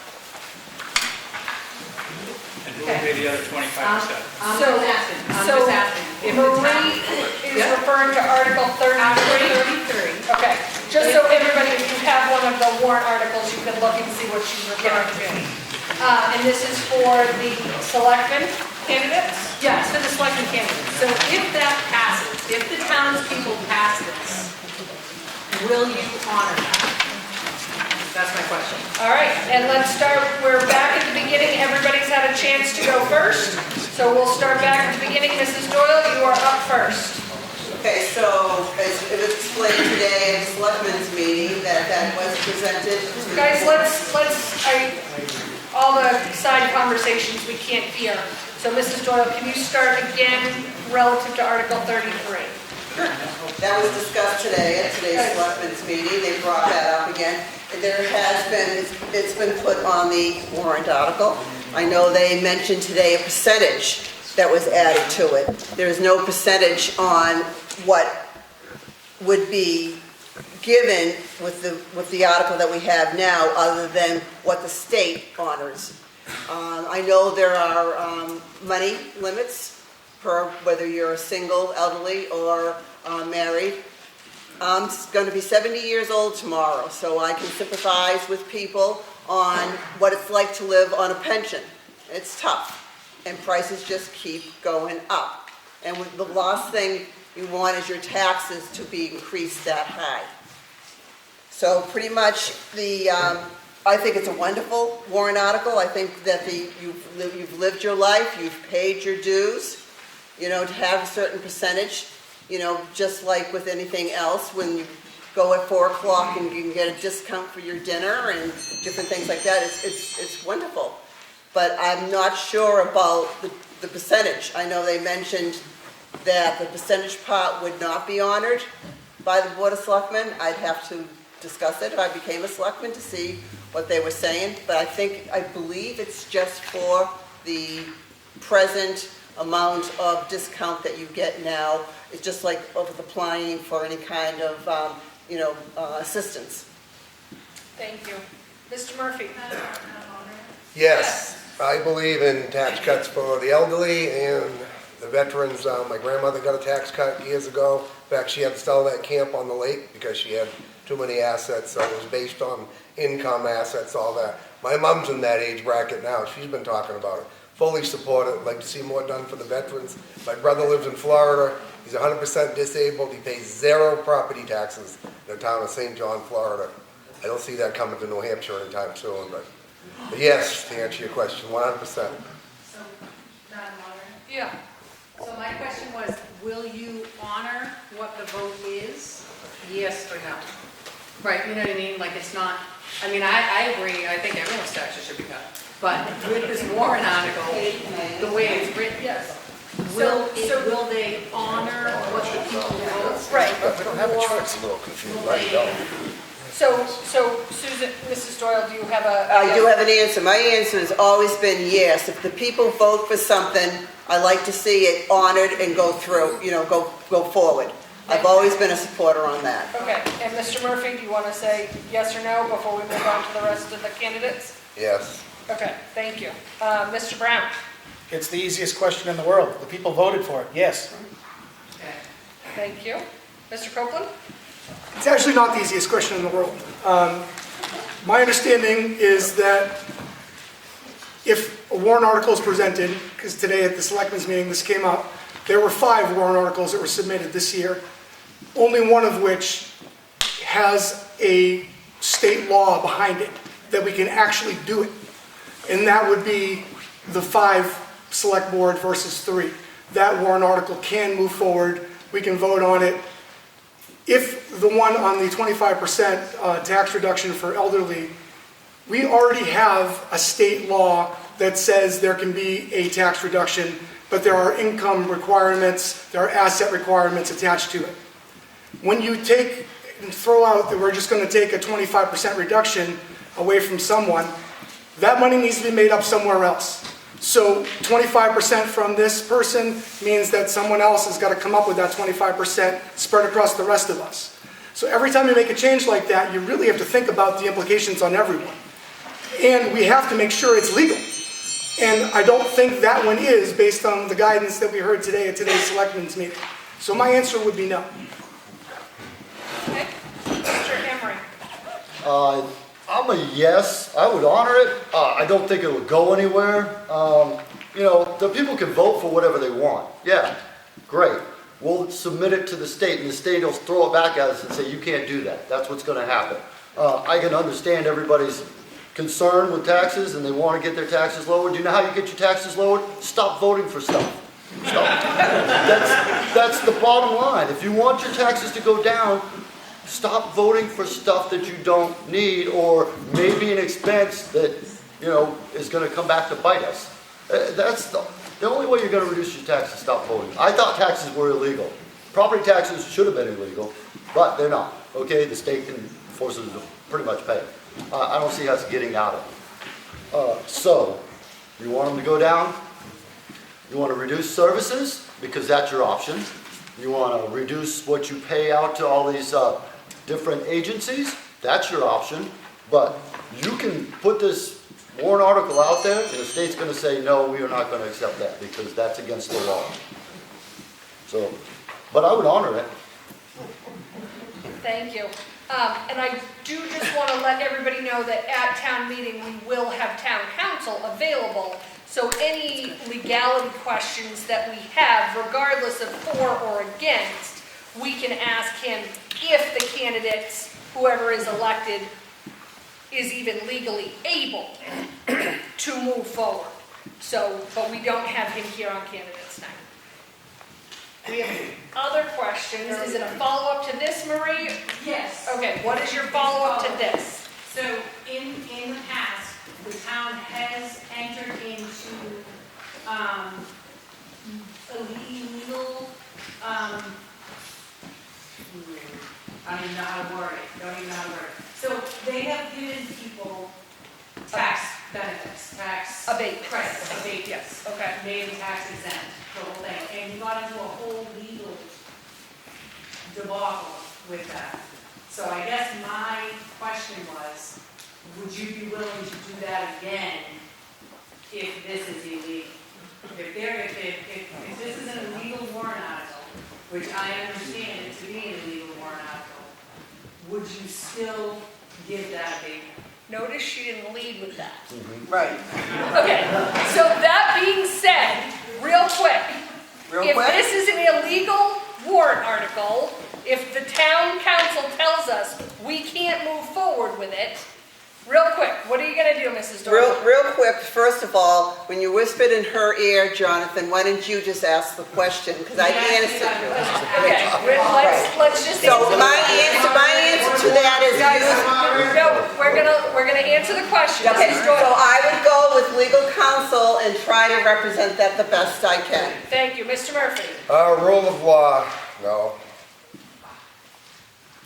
I'm sorry, I didn't hear you. No, it's illegal, right? Okay. According to you, although I say no. Mr. Brown. So it's my understanding that every time an article is proposed, that the first thing that happens is legal counsel looks at it. And if it is illegal, they should can it. And I think that you're right when it's put on by the selectmen, it goes through town council, but not necessarily petition warrant articles. Well, I think it's the same thing. To be able to enforce it, but not to get it on the warrant. Mr. Copeland. No, as I said before, and we already have a lot of legal fees in this town. We don't need to have more legal exposure to open ourselves up to more lawsuits. And Mr. Emery. Okay, you guys got a lot of tough questions tonight. So the last time this happened, we ended up going through the BTLA, and I would love to know how they came up with their decision in the first place, but there is also a bill going through the state that may allow the selectmen to be able to make those choices.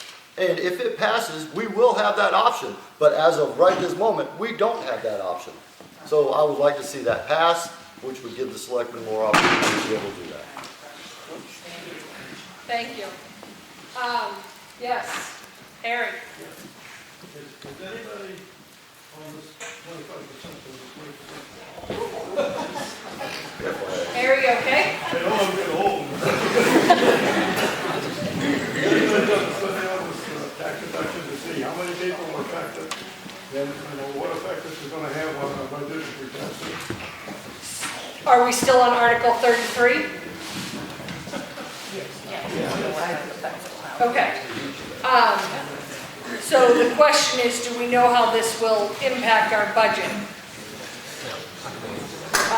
We can go backwards, Mr. Emery, but I think everybody just said if it's illegal, they're not going to support it. So, Well, if it did go through and the BTLA did allow us to do it, it would drastically affect our budget, because we've got to get that money from somewhere. I don't know where we're going to get it from. Other than we reduce services. Mr. Copeland? Yeah, I mean, it's basically, I think we've already said, we can't, I don't think it's illegal. From what we've been told today at the Selectmen's meeting, it doesn't sound like it's a legal warrant article. So I don't think anyone has done the research yet on how it would affect the numbers, because nobody thinks it's something that can go through. So I don't know. I don't think anyone has done that research yet. No. Thank you. Mr. Brown? Without knowing whether we can do it or not, it's impossible to answer that question. Okay. Mr. Murphy? Yeah, it's a hypothetical. I don't have the numbers. I haven't seen the numbers. The ones who would know are standing in the back of the room, so I think that question would be for them. I have no idea. Okay. Mrs. Doyle? Well, I had one question, and I was going to ask it at the Selectmen's meeting, but I wanted to know about the percentage. If there could be a percentage, because, like, again, there is a law saying that, I mean, not a law, but there is a thing that you can, submit for a discount for your age and things. I want to know legally, and I'd ask counsel, if it can be a percentage or not. And I still would like to know that answer, but I don't want to pay a lawyer to find out right now. We'll have one at town meeting. Very good. All right, another question. Oh, Mr. Rhodes. Question. All right. This is for the selectmen, okay? And this goes to what Mike here said. Would you support moving the selectmen's meeting to an hour or a day when the average working person can get there? So we can do as Dallas says and go to the damn meeting. Right. Okay, so would you be open to a change in the time and date of selectmen's meeting, Mr. Copeland? I'm a self-employed gentleman, luckily, and my business is only open 6 months a year. During that 6 months, I would be a little less flexible, but 6 months off, I'm wide open. I'm willing to meet whenever works for everyone on the board. Thank you. Mr. Brown? I think that we had a warrant article and it got thrown away for some reason or another. I think it's a great idea, but I don't think it's going to change anything, because the time that we used to have, nobody showed up to those meetings either. So show up to the meetings. Mr. Murphy? I would be supportive of nailing down the time and a specific date. I don't think it'll increase the number of people who show up, but I grew up in southern New Hampshire. Monday night was a selectman meeting, 7 o'clock. Never changed. So I would support a specific time and day of the week. Thank you, Mr. Murphy. Mrs. Doyle? That was brought up today at the Selectmen's meeting because it is a warrant article. And the thing is, it's not so much, I don't even feel that you need a warrant article for that. It's a change of policy. I know the whole point of the meeting today was stated that it was unlawful. I mean, you can't make up these laws and rules and send them to Concord. And I think one gentleman had said, what do you mean? I got to ask Concord if we can change the time. The town has policies. In the past, it was at night, 6 o'clock. I know budget, planning, zoning, we're all there in the evening. A lot of people work. I mean, my husband and I are both retired, but he's at the fire station. I think a town policy can change if it's agreed upon, not represented to the people that it was against the law. I thought that was a little foolish today. And Mr. Emery? So I brought this up on many occasions. It doesn't matter when you have your meetings, as long as they're consistent. That's the only problem with these meetings that I find is consistency. If they're always the same day at the same time, people will get used to that schedule and they will know, okay, the meeting is this day on this time, and they will go to it. I used to go to Selectmen's meetings at 9:30 in the morning here. I used to go to Selectmen's meetings at 6 o'clock. It doesn't matter. Nobody showed up. There'd be 2 or 3 people in the room. That's it. Sometimes there'd be nobody. Okay? It didn't matter. The only thing that matters is consistency, because then everybody will learn, oh, they're going to have it this day at this time, every week or every 2 weeks, whenever they decide. Now, the selectmen do have the authority to change their meetings around because the town gave them that right. You guys voted for these guys to represent you, okay, all of us, we're here to represent you. So we have the authority through state law to be able to set the times. Just, it doesn't matter. I mean, tell me when you want to meet. Yes, in the back. So, with the divisiveness and... Can you state your name? Sorry. Oh, I'm sorry, Christy Jones, West Ossipee. With the divisiveness, controversies, and different things that I'm hearing going around, the tension that we're sensing, what assurance can you give us that you will represent your constituents, whether they agree with you or not, and that you will get along with your fellow board members, whether you agree with them or not, to work for a common goal of serving the community? And is this for one particular race or all the boards? It's for anyone who wants to answer it. Okay, so we'll start at the other end. Ms. Morgan. Okay, yes, Ms. Cohen. I'm willing to work with anyone. My planning board is just, it's neutral. There is no difficulty. Thank you. Mr. Oakes? Anybody that's been in the military knows you got to work on a team. You might not like the guy next to you, or the guy over there, but you got to work together. That's the way work goes. It's the way it should be. Thank you. Mr. Bowie? I agree exactly what Bob said. We need to, I mean, a football team doesn't get out there and win just with the quarterback. We need the entire team. The entire team isn't just the boards. It's you. If we had people showing up like this at select meetings and board meetings and all that, there would be a change in this town. But it takes everybody to do it. Thank you. Mr. Soares? Oh, I'd be willing to work with anybody, and I can work with anyone, so that would not be a problem for me. Okay. Ms. Eldridge? As far as the cemeteries, the three of us now work great. We all share the responsibility of the cell phone, the emergency phone, and we all get along fine. I can't see it being a problem. Ms. Fernandez? With the trustee of trust funds, numbers and numbers, but, you know, I look at everything in a very unbiased opinion, so I think what I bring is a lot of hearing and listening and trying to understand where people come from. Thank you. Ms. Eldridge? Yeah, the teamwork, that's very important. So yeah, of course, absolutely, it'd be a good work as a team. I do that now on the boards I serve now, so. Thank you. Ms. Alexander? Yes, so I'm already working on the budget committee, the planning board, and we work very well together. You know, I don't see any reason why people can have different ideas and not, you know, work together. Certainly, there's diversity here, and diversity can be good if it's forward-moving, if it brings new ideas in. And I know some people are not very happy. Many people I know are not happy right now. So we obviously need some changes. We need new ideas. That only comes with new people. But my experience working on the boards, I go in with a great attitude. I'm there for a goal, and I'm there working for you.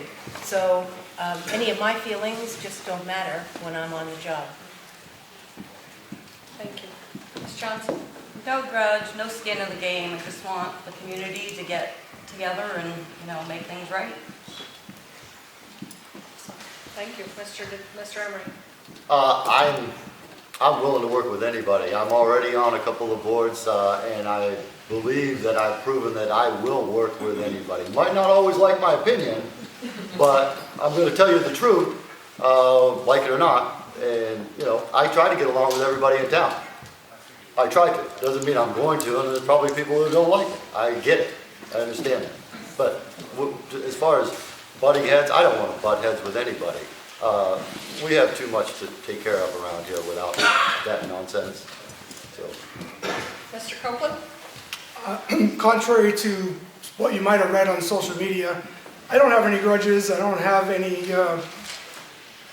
I don't have any connection to anybody within the town. I think I could work very well with the current board, with the folks that I've worked with over my years in town through other organizations and other stuff I've been involved with. Every time I've come to town, to the selectmen's meetings, to ask for something, to ask for support, I've always felt like they've been welcoming and open to helping us out in other organizations. So I feel like those relationships that I've built, will help me hit the ground running within this position if I was elected. But I don't see any problem working with anyone. I think we've got a great town leadership right now. Thank you. Mr. Brown? Well, if I get elected as selectman, I have to get along, I guess. Am I going to like it? Probably not. But it's something that's going to be for the better of the people. So, yeah, I'll get along. Mr. Murphy? With the profession I worked in for decades, you had to have that team player mindset or you weren't going to make it. And you knew that you were all working towards a common goal with one another. Now, over the years, my supervisors and superiors, I'm going to pat myself on the back a little bit, have told me that I have the uncanny ability to work with anybody. It was always Murphy can do it or Murphy will get it done. So that's my approach when I come into something like this. I'm a team player, regardless of who you are, and that's how I'm going to conduct myself. Thank you. Mrs. Doyle? Well, with my age and everything else, I'm old school. I'm very polite. I've been told that sometimes I can be too nice. If I do have a good argument, I'd like to sit and be able to talk it over civilly and get your opinion, get my opinion back, discuss it, maybe even, waltz it around a few times. But yes, absolutely. In the end, I can get along pretty much with anybody. Thank you. Ms. Van Dusen?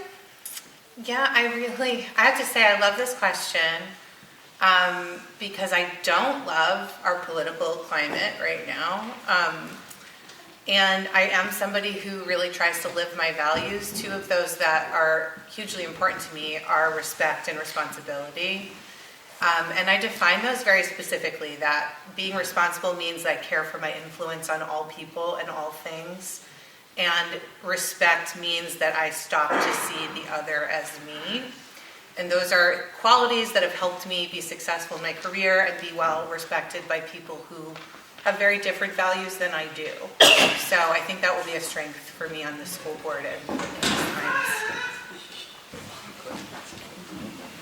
Thank you very much. And I have to say that I also agree that it was a great question.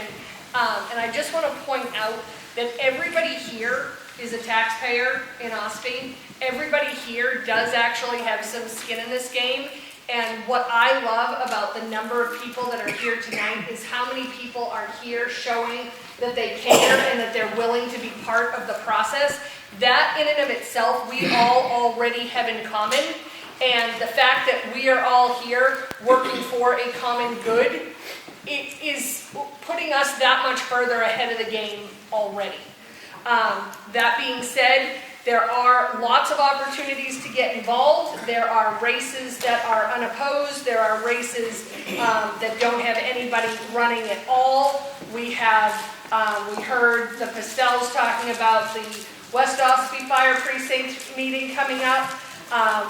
We've got our Center Ossipee Fire Precinct meeting coming up this Thursday at 7. I know Ossipee Corner is a little bit later on. We've got the election on Tuesday. We've got town meeting on Wednesday. And this just gives me hope. Ash, can you tell I'm trying to wrap it up? Is it quick? Okay. Go ahead. It's all relative. Okay. I'm probably not going to make friends with this one, but You've got enough friends. Something that's come up that I've noticed in Center Ossipee is, and it really has nothing to do with our current warrant, but it does have a lot to do with the fire department and what you were just saying with the meetings coming up. And I think it's important that the body understands, and I would eventually like to hear from the selectmen on it. I do have a question, is that for 2 years running, Center Ossipee Fire Precinct has gone up 27% each year.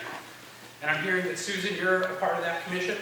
Yes. So you'd be a part of the reasoning for that raise. And I'm going to ask you as well why that's occurring. But I also want to ask, and I think everyone here needs to understand it too, looking at the financials of this town, black and white, has nothing to do with the servicemen and women of our town. They're wonderful. and taking that whole person and emotion out of it. Has anybody ever taken the time to actually audit and understand what it costs us to have 3 chiefs, 4 locations, the redundancy of equipment, and the discussion in Center Ossipee to actually hire another full-time fire person? I'm not saying we don't need it, but I think we all need to ask those questions, and it's important to us, for us to get to the commissioner meetings and ask why. We're talking about what we can do to cut. Now, I'm not saying the fire department has to be cut. I'm not necessarily saying it should. But if there is ever a place in my eyes where I see balance sheets and P&Ls every single day and look at nothing but data, redundancy is the killer to most businesses. Engineers love it, but redundancy in financial sense is not great, and it's not efficient. And we're hearing about that nationally and all over the place. So I just want to challenge the body to also get involved in the precinct, because the question that I now have is, how does this board feel? I'll give it to everyone, but I want to start with the selectmen. How would we all feel about combining one fire department in this town? Okay, thanks. You said I was trying to wrap it up. Who's first? All right, so who is first? It would be Mr. Murphy is first on this question. You know what you hear a lot about up this way is it's always been that way. We hear it all the time. Anyway, this town is 17 miles long, so we need those stations where they are. I think they're located in decent area. Huh? 70 square miles, yeah. As far as one chief and a bunch of captains or something, I guess it could be looked into, the hierarchy of that, but something to look at. But I don't know enough about it, the numbers or the stations or the chiefs or the staff, so there's not much more I can comment on that, but it could be looking into. Yeah. Thank you. Mr. Brown. So we actually talked about this extensively at the last meet and greet that we had. I talked with Susan and Joe Deegan and I were talking about it last week, that I think it would be a great idea to combine all the departments and have a central location. We obviously need all of the fire departments that we have, but do we need to have all these different chiefs and all these different expenses? I don't know. I'm not in the fire department, but it makes sense to me to consolidate them. I think you could save some money there. And one thing that really troubled me was when Joe and I were talking about it, some of these departments don't actually get along and won't help each other. No. What the hell is that all about? Talk about that. That's not true. No. All right. That used to be, Mr. Copeland. but it's not true. Last Monday, I went to the transfer station and I was talking to folks, handing out a card that I put together with some information about myself. And I had 6 different people ask me very specifically about this question. And I had only heard about it in passing before that. What specifically spurred it was the new assistant chief position that I hear is coming in the future. Ossipee is a huge town area-wise. I think having the satellite fire stations is obviously very important. I'm someone who personally had my life saved by a volunteer fire department in Londonderry, New Hampshire as a child.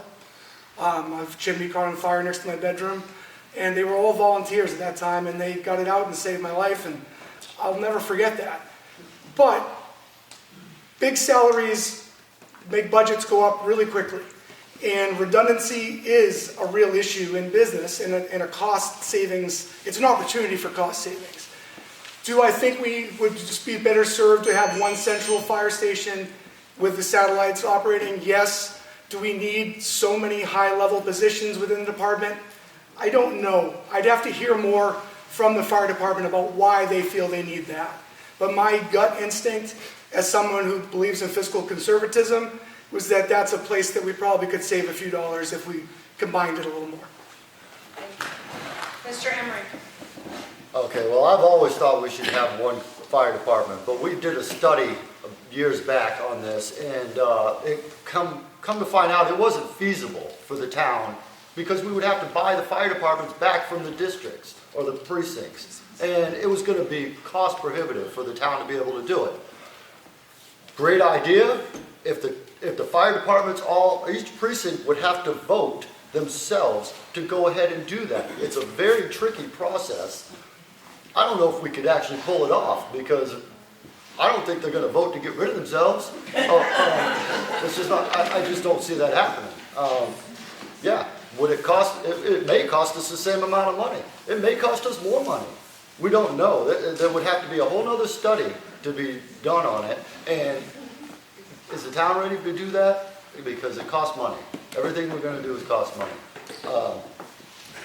Myself personally, I think it would benefit the town to have one fire department, one chief, and people underneath them. That's my opinion. Thank you. Mrs. Doyle? The fire department has 3 precincts, all independent. They all have their own commissioners board and their own budget, which is structured to the size of their precinct. Ash, why have you gone to a 3rd store? You're growing, right? You're another Sap House, another Hobbs, you're growing. The community's growing, 70 square miles. So wherever you live in town, whether you're center or corner or west, we have the precinct meetings. Feel free to come down and ask, talk to the fire chiefs. You have to have, at every precinct, every organization, you have a boss, and then you have people that work under you. The police and fire are more paramilitary, where you have a chief, a captain, a lieutenant. You have to have structure.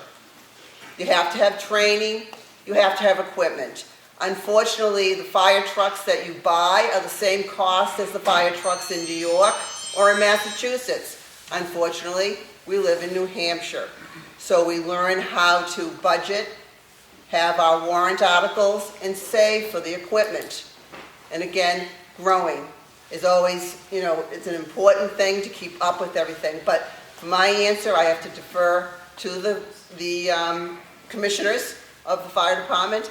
I'm the treasurer, and we've done very well, with our spending. Thank you. So, like I was saying, we have our fire precinct meetings, and all of you are showing that you want to be involved, that you're interested in this process. We have Center Ossipee on Thursday. We've got West Ossipee this weekend, right, Bob? Saturday? Saturday morning. Thank you. And then Ossipee Corner is after the town meeting, correct? The 18th. The 18th, thank you. And you can only vote in the precinct in which you live. So, you can go to the other ones, I guess, but you can only vote in your precinct. So please come. Comment? I know. He's right in the meeting. Okay. Quick comment, Bob. Quick comment. I got a quick question for the fire precincts out here, and it goes directly to what Ash just said. I come from Maine. Towns are just as big, if not bigger. We all have one fire department. I'm not saying 3 is worse or better, but what I am saying is, can the 3 of you work together on purchasing and things that are in common to save a few bucks? Okay? If I have, you know what I'm saying? If you're buying tissues, buy a bunch for 3 and split them up. So this is a discussion for another day. Okay. All right. Harry. Yeah, I just wanted to say, for those of you who don't know, I was a selectman here for 15 years. And I'm also a fire inspector engineer. Back about 12 years ago, I guess, I don't know, it was like a time, but we did a study. Right. Just to do this. The study was done by an outside concern. It's going to be put around here somewhere. And the study pointed out the fact that we should have one fire department laid out, similar as you did, with several sub-chiefs, or whatever you want to call them. And it went to a vote in the town, and it was a close vote. The town voted not to do it. Thank you. So perhaps that is an issue to be brought up after our new select board is elected, to start that process if we would like to. So we are now at 8:33. I was hoping to wrap this up so we could have some meet and greet, question and answer afterwards. I don't know if we're going to get there, but we are going to start now with our closing, and everybody has 1 minute to give a closing remark. We had started at this end, so now I will start at this end, and I will finish reading Edwina's statement, and then that should give us a few minutes so that if you want to come and introduce yourself to somebody, or ask a specific question, or get contact information, you can do that before you leave, except a bunch of you are leaving now. Maybe my thought process is backfiring on me. But Scott, Ms. Morgan, we will start with you, please. My closing statement is, I'm looking for the vote. I want to be educated on how the zoning process works. And I think with my background, I'm very capable for the role. For a vote. Thank you, Mr. Morgan. Ms. Cohen. I would like to thank you all for coming out, and I do ask for your vote. I know I'm running unopposed, but it is the write-in, and there is another position that needs someone. And speaking of that extra position, I would like to take a moment to honor Connie Billings, who was a board member, who recently passed away, and without his support and knowledge and everything, I don't know if I could be here. He was a guiding light. I just want to acknowledge that, but I do thank you for coming, and I would like to vote. Thank you, Ms. Cohen. I would like to ask the audience, though, that does remain, to please keep the conversations quiet until everybody has had a chance to speak. Thank you. Mr. Oakes. Just want to say, I think the best thing you can do for yourself is educate on how the town runs its budget and on how the state runs its budget, okay? Very simple formula. I'm going to spend X amount of dollars, I got X in, I subtract that off, and I divide by the property value. So if you take something out of this bucket, it goes into this bucket. Mr. Bowie. Well, I'd like to say that, I'd like to give honor to Connie Billings. Connie Billings was a very dear friend of mine. I had the grand opportunity to spend the afternoon just before the day started. Spent the entire day with him, did grocery shopping, and I think he was a wonderful asset to the town.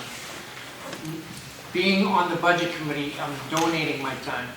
My time is one to be donated for you.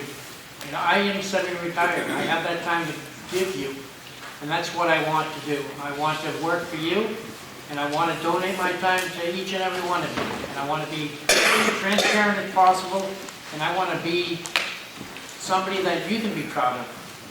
So I look forward to your vote, and my name is Robert Bowie. Thanks. Thank you. Mr. Soros. Jerry Soros, and I'm running for the library trustee position. I would appreciate your vote, and the vote is March 11th. Thank you. I'm just going to, Crystal, I'm going to read real quick. So this is just the rest of Edwina's statement. As a longtime resident, business owner, and community volunteer, I have seen firsthand the challenges we face in managing both our town's resources and our growing needs. I will carefully weigh each decision and ensure we are making the most of every dollar. I believe in transparent, open discussions that involve hearing from the community. I believe that the Budget Committee's role is to be a steward of the town's resources to meet the community's priorities.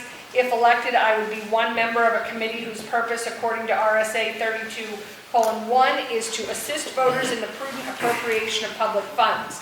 Budget Committee members have no authority to act on their own. All official action must be conducted through a quorum of the committee, never as an individual. I will respect the roles and responsibilities as written in the RSA. Ossipee is a town with diverse needs. It is important that the Budget Committee be a voice for all. We can recommend a budget that includes addressing immediate needs as well as plans for future challenges so that we provide long-term financial stability and growth for the next generation. I would be honored to have your support and vote on March 11th. So that's Edwina Boos for Budget Committee. All right, sorry. Thank you all for being here. Serving as cemetery trustee has been an honor. I'm grateful for your support. We've made some great strides in maintaining and improving the cemeteries, and there's still plenty more to be done. We'd be happy to do it. Thank you. Awesome. Ms. Fernandez. Yep. So I think I bring an unbiased opinion to the town, being an outsider new coming in, and having the background knowledge as an accountant. I think I can be a fresh set of eyes to make sure the record is accurate and up to date, and everybody has transparency on making sure that things are recorded correctly. So I appreciate your vote. Thank you. Ms. Eldridge. In seeking re-election, I bring a strong commitment and dedication to our community's prosperity. My experience will ensure that our trust funds are managed with the highest level of integrity and efficiency. I kindly ask for your vote as trustee of the trust funds. Thank you. Ms. Alexander, do you want to speak? Sure. Again, thank you for allowing me to be on the planning board and the budget committee. This year, I've been back at university to bring a marriage and family therapy clinic to the area. And in order for me to do this, I have to jump through a bunch of loops there, and I can expedite that this year a bit. And so it's only because my eagerness to bring something to the community that I hear is so much needed, and I'm just eager to get started. So I'm just going to work a little harder. But I do stand by that we have too many people wearing too many hats, and that does not serve you well. It creates incredible conflicts of interest. And where if we have young people, new people who are offering their time, who want to come on these boards, who may be inexperienced, but I do believe that if they have integrity, if they're willing to work hard, this is great for them to be here. And I hope that we can, encourage more new and fresh faces. Thank you. Ms. Johnson? I'm just hopeful that the town sees that there's more people here that are looking to help with the community and people get out and vote. So thanks. Thank you. Ms. Guillen. Kellyanne. Thank you all again for coming. It's great to see this many people, and I hope you'll be here for Election Day, which is March 11th. Polls are open 10 to 7. Town meeting will start at 6:30. Doors open at 6. Please come. Voice your opinions. That's what you're here for.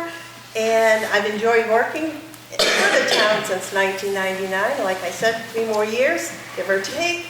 And I do hope you'll vote for me. I like to be the one that has the most votes. Thank you. Mr. Emery. Okay, once again, Dallas Emery, I will tell you that I would appreciate the vote. I feel as myself, and this may be just my opinion, but I am probably the best person to sit in this selectman seat for the town at this time. I appreciate all of these guys being here. I think they're all great people, and I want to commend them for at least stepping up and trying to do something where there's a lot of people that wouldn't. But as of right now, I really feel like that I'm the best person for this job, and it is a job. You don't really get paid for it, but it is a job. And I would appreciate a vote from me. So, thank you. Thank you, Mr. Emery. Mr. Copeland. Appreciate you all coming tonight and giving us 2+ hours on a cold winter evening. I feel like I've got a lot of good experience I could bring to the table. I know a lot of the people involved. I've got relationships with a lot of the people that I've worked with in past roles, and I really feel like I can hit the ground running with this. Working with different people in different walks of life has really made me value being part of a small town environment. My wife and I grew up in southern New Hampshire, Londonderry and Manchester. We didn't have town meetings like you have here. We didn't go to the grocery store and run into 20 people that you know. My wife makes fun of me all the time because I take 2 hours to go to the transfer station because I talk to so many people along the way. I like that. I like small town life. I want to give something back to this community. I hope you'll vote for me on March 11th. Thank you. Mr. Brown. I see a lot of you nodding off. I'm not going to give you a big speech. I'm Stephen Brown. I'm running for Selectman. I hope you vote for me. I'll do the best I can for this town. Thank you, Mr. Brown. Mr. Murphy. Thank you, folks, for coming out. Thank you to all the candidates that want to help assist the town. Town of Ossipee deserves a selectman who is solely dedicated to the duties of that office. I have the time, the skill set, and the ambition to take on that role. If elected, I can assure you that my decisions will be based on what's in the best interest of the town and the taxpayer. I have a proven track record of leadership, honesty, integrity, and most importantly, public service. It's for the reasons listed above, I humbly ask you for your support on March 11th. Thank you. Thank you, Mr. Murphy. Mrs. Doyle? Thank you, everybody that came and asked some wonderful questions tonight. It was nice to be able to see everybody's faces here. I hope you vote for me. If not, you'll be seeing me at most of the meetings and everything. I'm always there and love to have conversations no matter what, but I'm hoping to be able to serve the community for what you need. Thank you. Thank you. Ms. Van Dusen? I will thank everybody as well. If you do have questions about like school board policies, any concerns, I will linger and I can give you my contact information. I should be easy to find online if you just Google my full name and New Hampshire. But thank you. Thank you. And again, we have Mr. Doyle. And Ms. Schiller, did Mr. DeShays leave? Yeah, he left. Okay, so we have lots of snacks up back. We have lots of opportunities for you guys to get involved over the next couple of weeks. If you have any questions, please reach out to anybody either up here or here at the town office. We have about 15 more minutes left, so we can do some meet and greet with our candidates. Can everybody give these guys a big round of applause?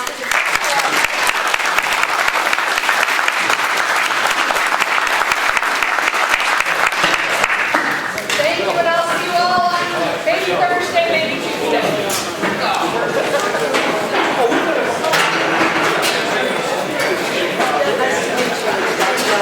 You look like your sister. How are you, sir?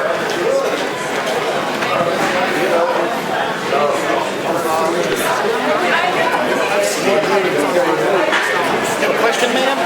No, it's not.